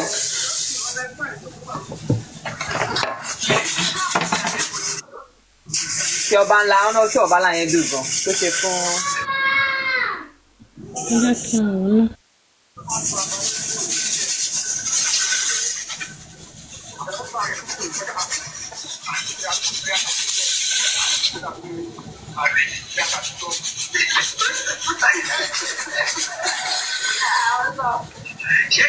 Wọ́n fún mi ní training order náà.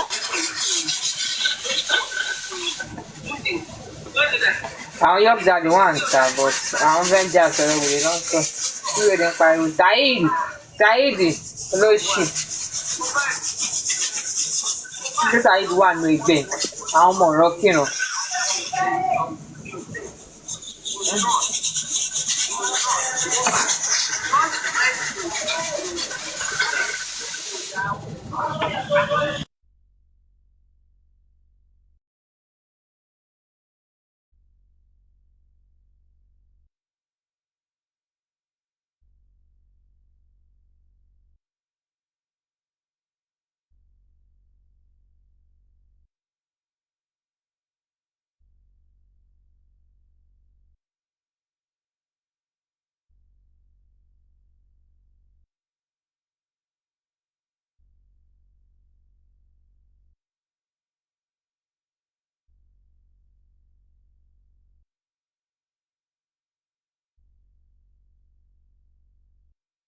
Fẹ́mi báwo la ṣe débi pé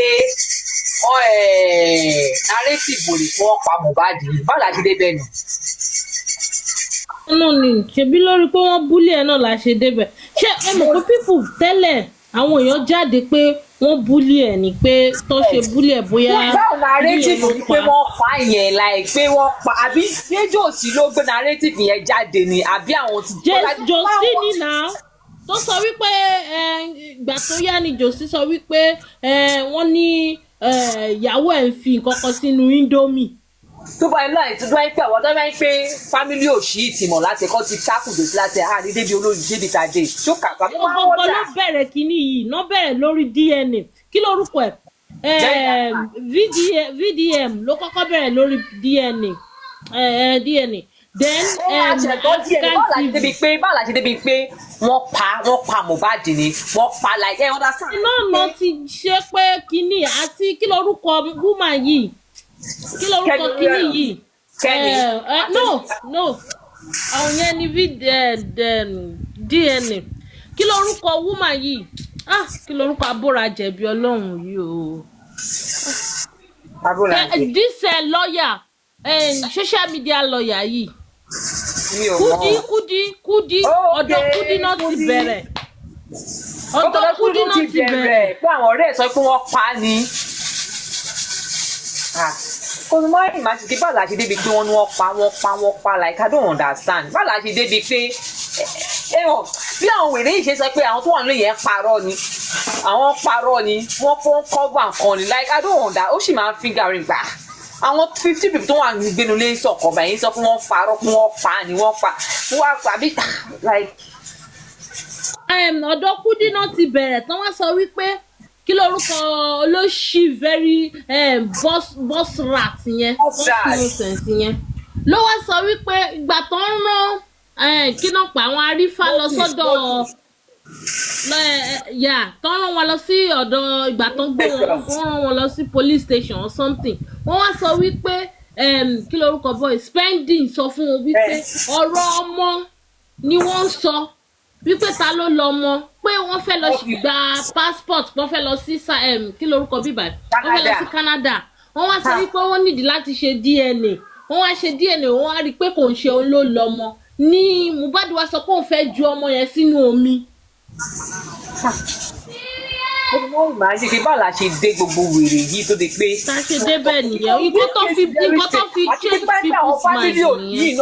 àwọn fámìlì òfò òṣì yìí náà àwọn fámìlì jàtìjàtì gbàdúrà yóò sì ti give that fake narrative wọ́n ti tákù ẹ̀ láti rẹ̀ ní àní david adé ẹ̀yin àní síbi ta wà yìí ẹ̀yin fi ìpẹ́lẹ́ fi báyọ̀ ọmọlọ́mọ jẹ́ ní ẹ̀yin mọ̀ kọ́ yẹn mọ̀ kó máa padà affect àwọn ọmọ tẹ̀ bí gan because mo kàn yín máa jí pé báwo la ṣe débi wèrè báwo la ṣe débi pé wọ́n pa ni wọ́n pa Mohbad yẹn báwo kí ni Mohbad jẹ́ nu ayé Mohbad jẹ́ ọmọ òṣèlú ló jẹ́ ọ́nì yẹn gba àwọn alágbára ló pa Mohbad. I swear these people they can never stop o ti driver Mohbad náà ti sọ the last I am the last. àníṣe ó dàbí pé kí n ní agbára kan kí n dẹ̀ gbé bọ̀bọ̀ yẹn kí n lọ tì mọ́ bóyá máa sọ tòótọ́ ọlọ́run bọ̀bọ̀ yẹn ń pa irọ́. Cherry the best thing for these people now pé tí driver yẹn bá bọ́ síta láti wá give fake narrative wọ́n ṣiṣẹ́ lórí ẹ̀ ikọ́ tó mọ̀ tó sọ police station yẹn wá lọ sọ police station wàhálà ẹ̀ kò ń invite ẹ̀ ìbò ti lọ sí inquest tí ó ti sọ̀kọ́ tó mọ̀ òkè ní ìsìn àwọn kan tó fẹ́ máa sọ tó wá ń sọ lórí social media ṣùgbọ́n mọ̀ ń pa ẹ̀ ó yá wá lọ sọ ní police station tó bá ń gbé yín yà yín lẹ́yọ̀ kọ̀ọ̀kan orí àmà pé driver náà. àwọn tí wù mí náìsì ni nǹkan tó ṣẹlẹ̀ ní bẹ́ẹ̀ pa àwọn ẹlòmíì ni.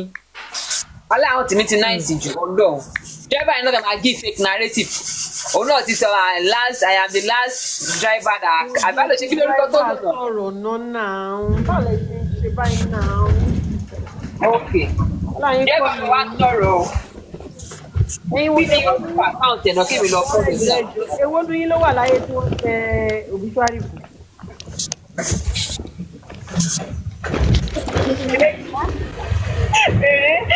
ó fún ẹ ní last driver last Mohbad driver ṣé fún ìlà àwọn pípù yìí.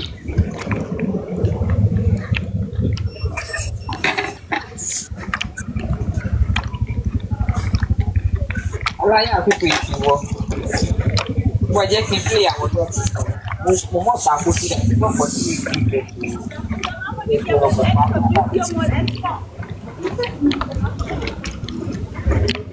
Níbo? Alájà. Báwo ká ti gòkè?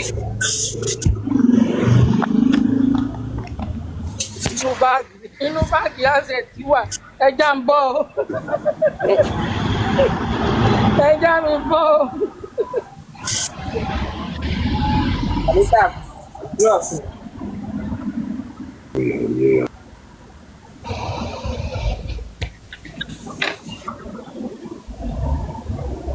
Anita, you dey work? I dey work, wetin happen? I dey house, wetin happen?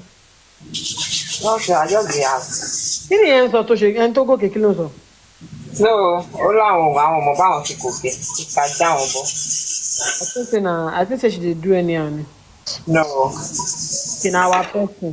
Okay. I don't even know their person. I don't know am because kí ni ṣuruku tó ń ṣe tiwa? Oh God, oh Jesus. Ó dáná ni mo wá lo pọ́ọ̀tù tó ṣe ṣòro tó máa ń jẹ́ kí tí ọba ti ẹ̀rùn tó máa jẹ́ kó fast. Yọ jáde. Mo bọ ìmáwọ̀ ìmá tó gbé màá kúrò mi kí mo fi kékeré nìkan.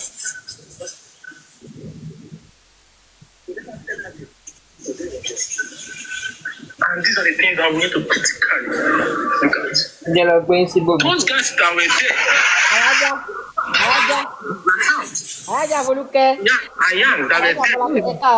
Nobody never said let's go and bury that night. They knew it. Bísú!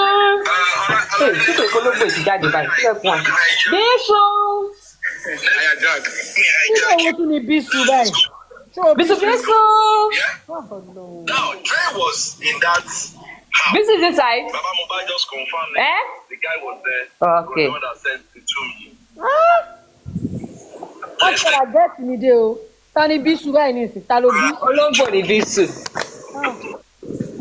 Ẹ̀wẹ̀ ìṣòro má bínú. Ẹ̀yà òfìfì sí ibà. They held a meeting.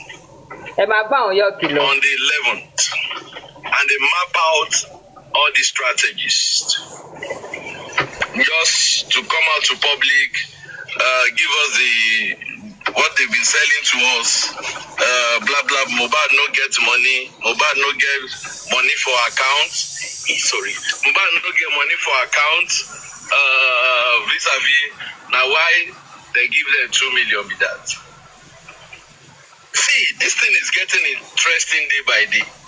At the long run, we could see the series of this chart. Then I just want to be like this. And I'm telling you, Olaide, it will be very, it will be very, very one kind for you to say, because of Aloma, Ati Pasoma, Ati Afesi, Dre, we won't become. One want no group chat come. That means the video is no. You know too well now, bro. You know too well. And hold on. And I keep saying it. Hold on now. Hold on. Never boss me. Oh God. Oh my God. Make I land now. I'm just telling you. So that let us look at it holistically. If the video that he send that money, you see this thing where this guy he do, the video go talk. 100%. If not the video, instruct that guy made them send that money. If not the video, send the money. This guy, waiting very dark man don't start. The people when no talk before, they go talk. Because now it has to do about a chat, about group of people, what they were saying. And when this guy go release everything finish, you must say you go there shock. So make everybody the video don't pay York, the video not send York. Me, I know. See, seriously, I know say I be the only inconclusive host. And I said, just remain inconclusive on this matter. Work daddy. Remain inconclusive. On this. Well, I need to say this thing. Please, I'm sorry. Okay. So, Please. Please mute your mic. Assistant host, mute your mic. We need to be clear here. Olaide, I put it to you. Hold on. You said something earlier on. Hold on. Olaide, hold on. I never have. You said that because Oh, I have shingles.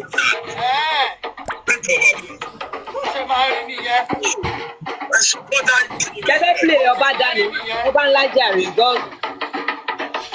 Yeah, mi wàá mọ̀ bóyá ó láàbò. Oh, yeah, Jack Bob and Loki.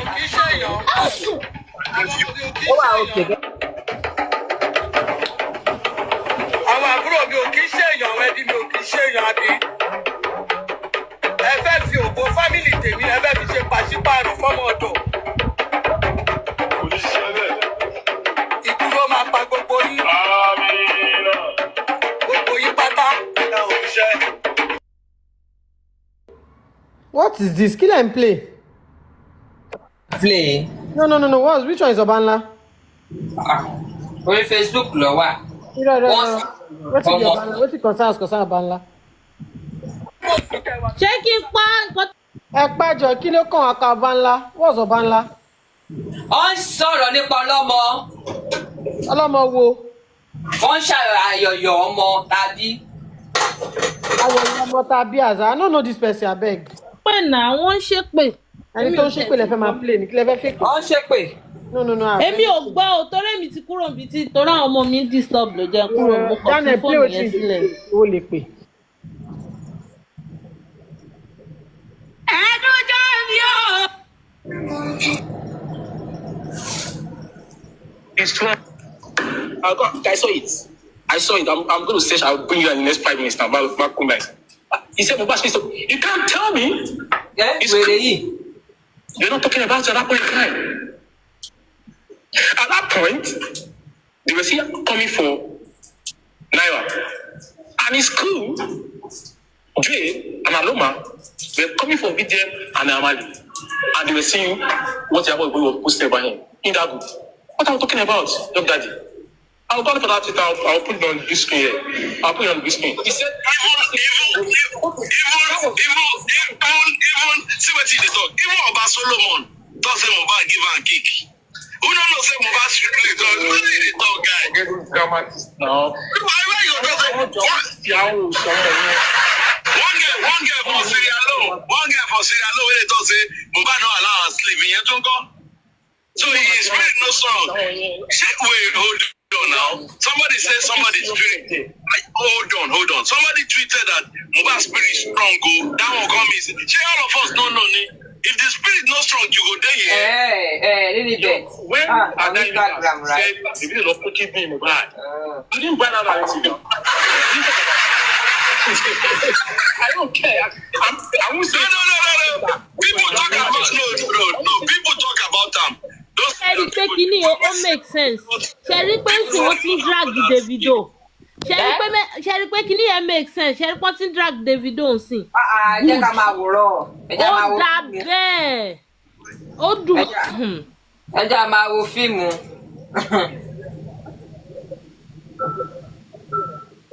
Yeah. What is your opinion? What? I'm there beside the glass.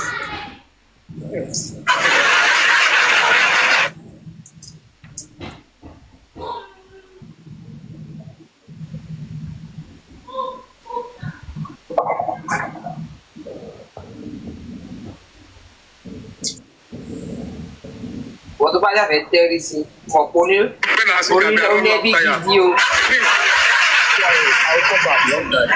I'll come back. Now, there is a way you can something will call you a thief. If you want to say silent is the best form. Especially on social media. Say, let me keep silent. You see, these things, this is not a matter. We are talking about a life here. I'm very sure that there is no way within the circle of Davido, either this Aloma or whatsoever being called are aware of what they will discuss it. So if you are telling me now that somebody is representing Davido, whether as a PA or is giving giving money in the name of Mohbad by a 2 million naira, and people say that is not aware of it. Now, let us reason this thing. I like. Let me ask you a question. I like what you said. Let us reason. Now, let me now ask you. Let's reason it together. Is it not possible for that guy to have 2 million of his own? He will come on his own, not in the name of Davido. That is the point. That is what you don't know. Because that guy, aside Davido's umbrella, he don't get any umbrella. Daddy, you are your daddy. And also, wait, let's do it this way. If somebody said, I did this thing on behalf of Prince, right? And I'm like, okay, yeah, that's fine. I'll give you that money back. In one way or the other, you have claimed it. There's no disclaimer there. You have claimed that, yes, this is being done on your behalf. It is you that you did it. If it is something that is not been acknowledged about Davido, he would have come out like, no, come on. I sent him there to go and do this thing, but, maybe due to, everybody's just calling me now. Why is it that it's now that everybody's calling me? Sure, are you? So why is it that he will now said, okay, with the way everything is going, they didn't have a jack shit to say about what is going on. No, now. His boys is there, not even one. And with all these things, there is a stain, and you feel like you keep quiet. They even say the industrial girls are the one that did this, they did that. No, now, let's think about it. Let's think about it. The only thing that is there is, I don't follow all this, no, please, I'm not for that. But one thing I'm very sure of is, no matter how it is, you should have come out to make a statement about something related to this. Baba Mohbad did not collect money. No return was given to Baba Mohbad. Even that money is for what exactly?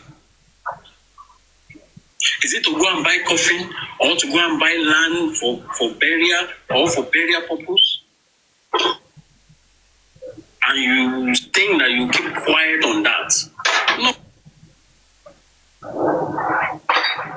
let's reason it. You should not be called about this. I think that's absolutely wrong. It is very, very wrong. Individual should not be called for it. I understand.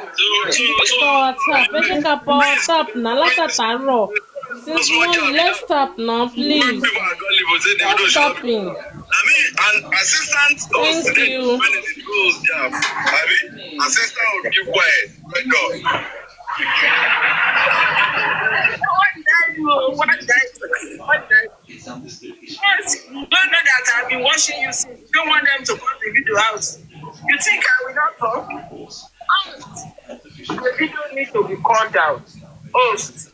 It is true if let's assume that the money was not given by the video. Once it's been out in this conversation about money being given, he's supposed to come and clear his name now.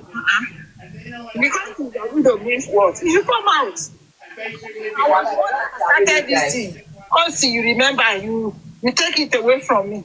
Don't think like that. If my name is called, either you are my PRO, you are my assistant, and I didn't send you. I have to come out and say, though it's my assistant, he did it out of his own. Go to court, really, and then take my name out of it.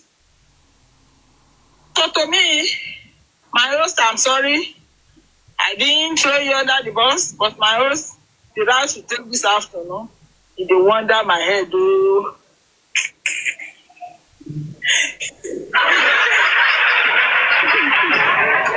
This route where you take this afternoon, post your assistant, they wonder for you.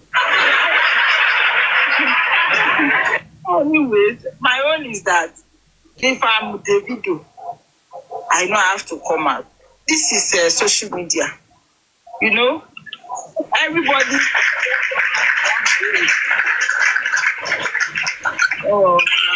Assistant host, thank you very much. On the real sense of it, Davido also have come out, which we believe that Davido will still come out very soon, because the matter is not. If you know the way people were acting, as at 3 p.m. Honestly, as at 3:30 p.m. Nigerian time, 30th of September, people were happy that the video gave the family $2 million. I'm going to put the screenshot I will send to you, or you can put it on the big screen. I will send to you. You can put it on the big screen.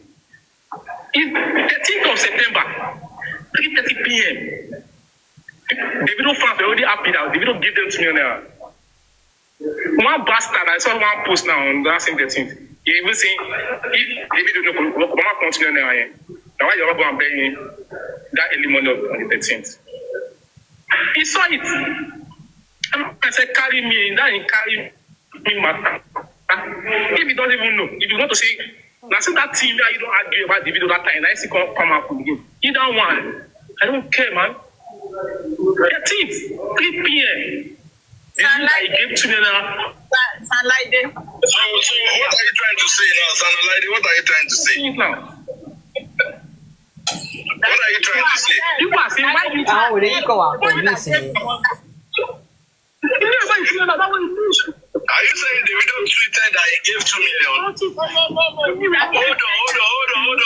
Hold on. Let's get clarity now. Let's get clarity.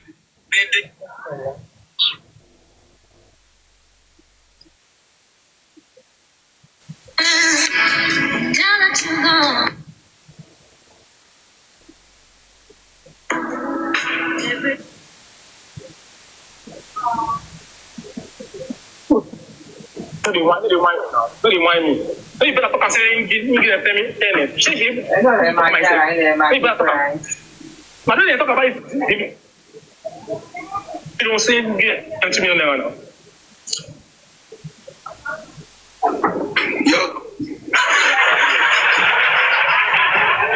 Sanalaide and my yoga honorable and Sanalaide.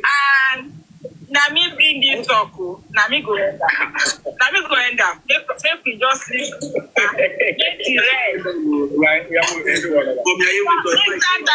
Mr. Tazan, there is a lot of things in that video that we watched that is pregnant that we need to take delivery of it. If we stay here and be talking about this 2 million and Davido, this person, we won't move forward. So I left them. I went to my bathroom to go and shower, come back, relax, and listening. On your papa, that is still somebody. It's a chronic Latija. Ain't got it very so I change the left, Jamal. They win here. No. Auntie Sherry, it is still all part of the critical analysis that this matter.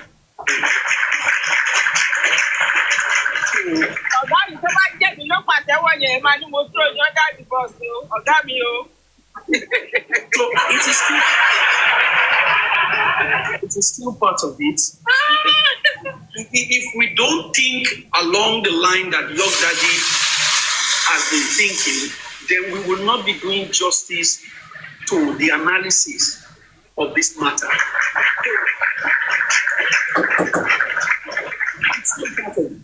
Now, here is what I just want to say briefly, is that the moral aspect of that 2 million, the moral aspect of it, when Davido lost his child, how many people on that same day How many of his celebrity friends, how many of his well-to-do personalities gave him brown envelope on that same day without calling him to say, hello, I'm sorry, this happened to you. Okay, I'm sending you 2 big envelopes. How many people did that to him? So the moral aspect of this issue is that it is not right. And it calls for some curiosity that on that same day, almost at the same hour, I know that. you have not called the Baba. That does not even. I don't pay the no if you go Monday night. Man, I've never seen you before. His son just died. That same day, in that confusion, you are sending him money. Money for what? This is not the buying of a 90-year-old man that will say, this one now Kwamala. When we go buy clothes, we go do a show and be, we go organize. Mr. Tazan, can you look at it critically and tell me why do you think that money was sent? Who initiated the money? You see, that's the question. Whoever I want to take Olaide's memory back to when we started. On Weston's platform, there was one lady, particularly, that was talking about this, how this 2 million came by.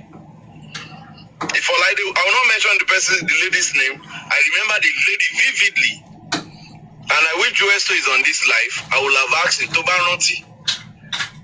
What I'm saying here, guys. Sherry, be tell Let's take our time. People that are having different opinion and we're looking at it critically, let's take our time. We'll know the truth very soon. Continue. Thank you. So let's. Isn't what would normally happen when things like that happen in society? Omo kekere 26 years old, and then be offering parents money. I don't think morally that is okay in our cultural context. It is not right. It is not what is done or what is expected. If somebody that is old enough to be a grandfather, you will see things like that coming up, people putting their hands in their pocket and say, oh, we want to use this thing to support you. Mr. Tazan, question. I love what you said. Who told them that there was no money on ground? Who told them? See, this matter, we just chop them small. It deep. Who told them that there was no money, they should push that 2 million? Exactly. That's a critical question as well. I mean, honestly, it was insensitive. Sending money at that time was highly insensitive and suspicious, considering the circumstances. Nita Shaka is calling you. Your attention is needed. So whoever philanthropist, see. Are you there? Samaritan, I don't know, maybe. Didn't do well. Even the good Samaritan, he or she did not even think and take their time to say, is this the right time for me to do this? Even if you are going to do that, whether you call the shot or not, you at least just saying hello. She said no. But at that point, on that day, at that same hour, 2 million in Burkina Faso here, you will hear the money follow the money. follow the 2 million, follow whatever money coming from his show in London, follow the money that Sami Larry said he was owing him, follow the money that was with Naira Marley, follow the money. When you follow the money, it leads you somewhere. Yeah. It leads you somewhere. So for me, from a moral standpoint, it is not right. It's never done. When a child buys and the next thing you want to do is to stretch money at the parents, it's not done. It's not done. It calls for suspicion. Mr. Tazan, yeah, I may not be here when you are giving most of your submission, right? But the fact is this. Apart from the fact that it is wrong, that should be the first approach or the first thing for you to do without even having, maybe let me call it a bit of courtesy that, oh, let me even see that man. Let me see the family. Davido may be busy. I understand that. Let me assume based on the busy, no matter how, no matter what. The first thing should not even be that money.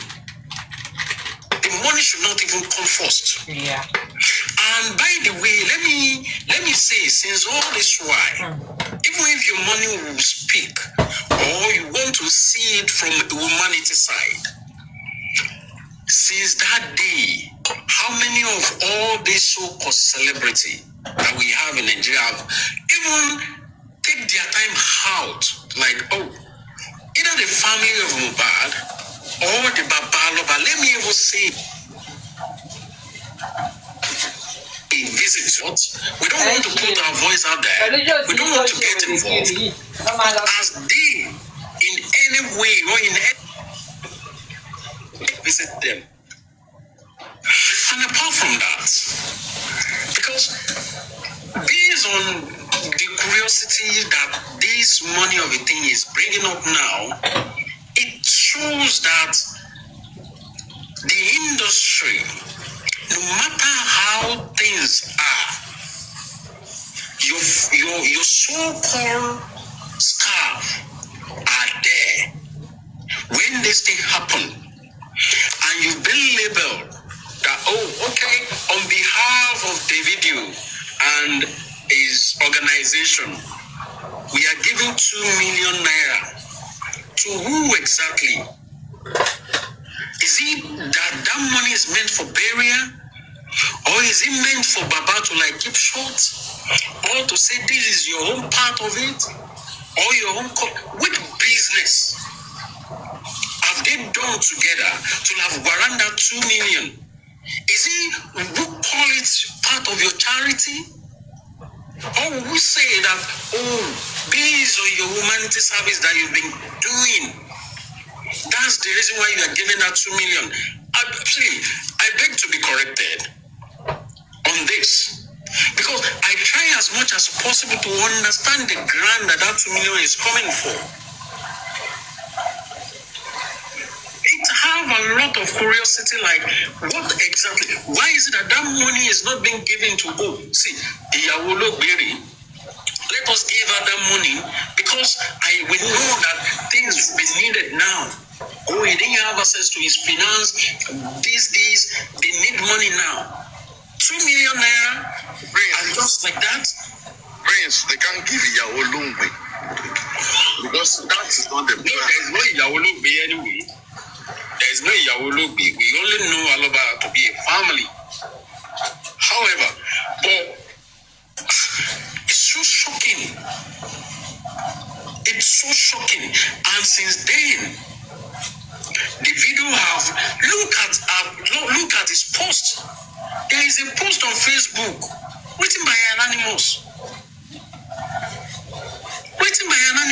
Oh, Davido he know more about all these things that is going on.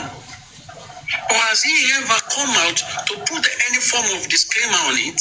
Absolutely no.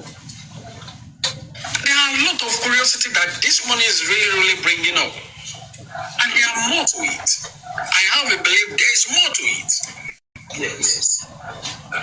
Prince, at your indulgence, you see, You see, this episode of the 2 million should be added to the plethora of other episodes that the police failed to look at.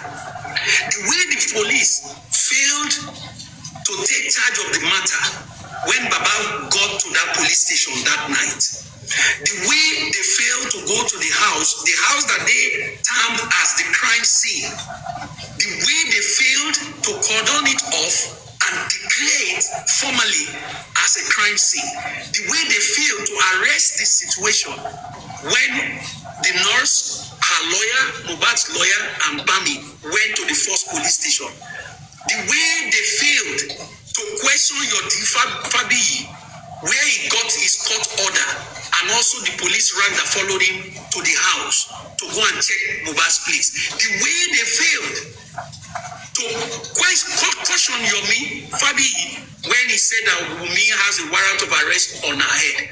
That same way is the way the police has failed to follow these 2 million naira. It is the same way that what they were supposed to look at, they did not look at it. These 2 million naira should have been part of their investigation. So everything circles back to the Nigerian police. Everything comes back to them. Everything comes back to them. And that is it. So that is the investigative aspect of it. But on the moral side, we should have raised the curiosity of anybody wanting the truth in this matter, especially the police, especially Governor Sanwo-Olu. Wait a minute.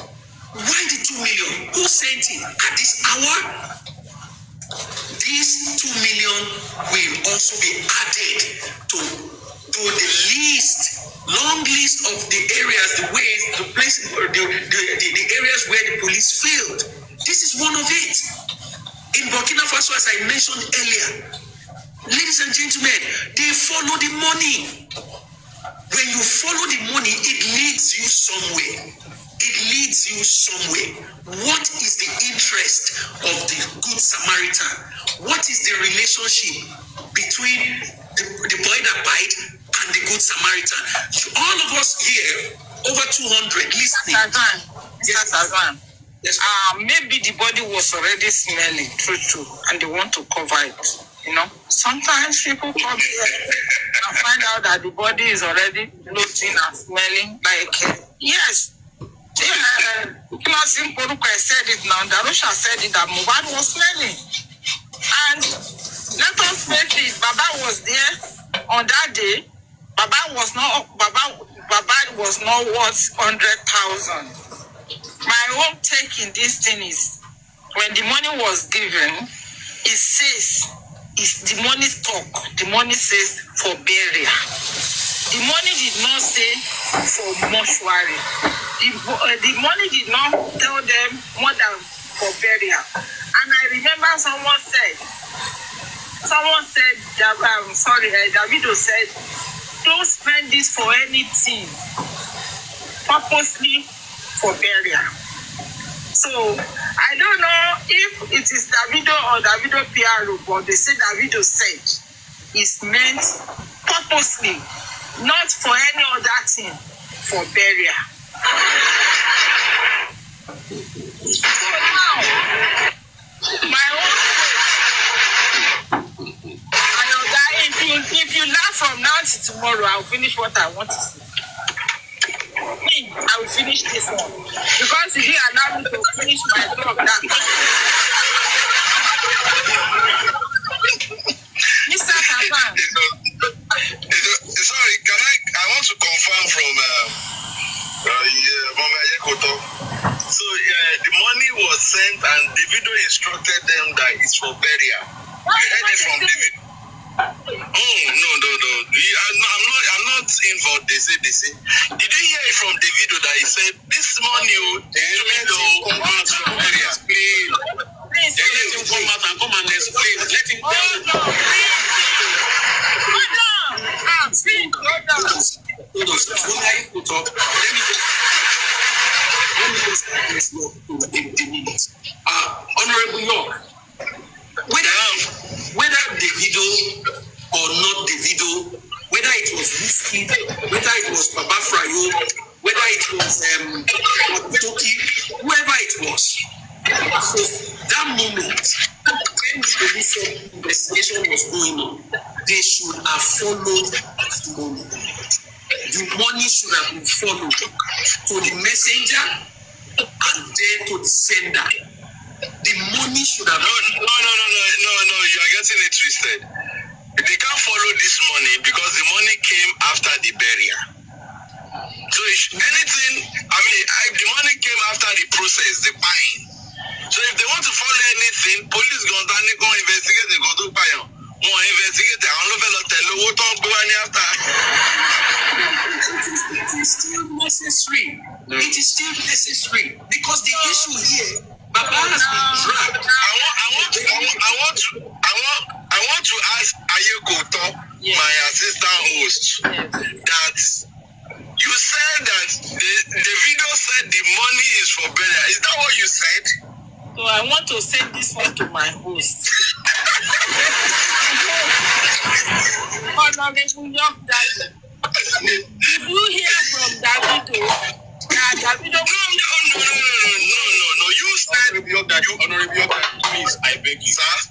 Have you ever seen on any blog, written anywhere, or on any video that the video said that money is not for me and I've never sent it for a burial? You are one thing at a time. No. Let us. Hold on. Please hold on. Let's get it clear. Guys. Don't let it make you rowdy. I just heard when my assistant host was saying, Davido said the money was for burial, and I needed clarity. Was Darosha that said the instruction was the money mainly for the burial, not for anything. Darosha said it. Darosha said that Davido said it. Of course, yes. Darosha said that Davido said it was for burial. So I don't know, maybe this Davido. You know the good, Mommy Ayekoto, you know the good in this is the continuous mentioning of Davido's name. As you keep on mentioning it, it is becoming clear and it is making sense. You see, if we stay here right now, if I say, Mommy Ayekoto, Young Daddy said I should give you this money, and you collected it, and Prince say, oh, Young Daddy is a very nice man. Oh, Young Daddy is what my mommy Yeye said, oh, he is a very kind man. And Young Daddy is here listening as all these heap of praises were being mounted on him, and he said nothing. The rest of the panel, the persons on this platform listening to us now, everybody will say, yes, Young Daddy is a nice person. If you didn't send the money, you are duty bound. You are morally bound. Listen, sir, duty bound and also morally bound.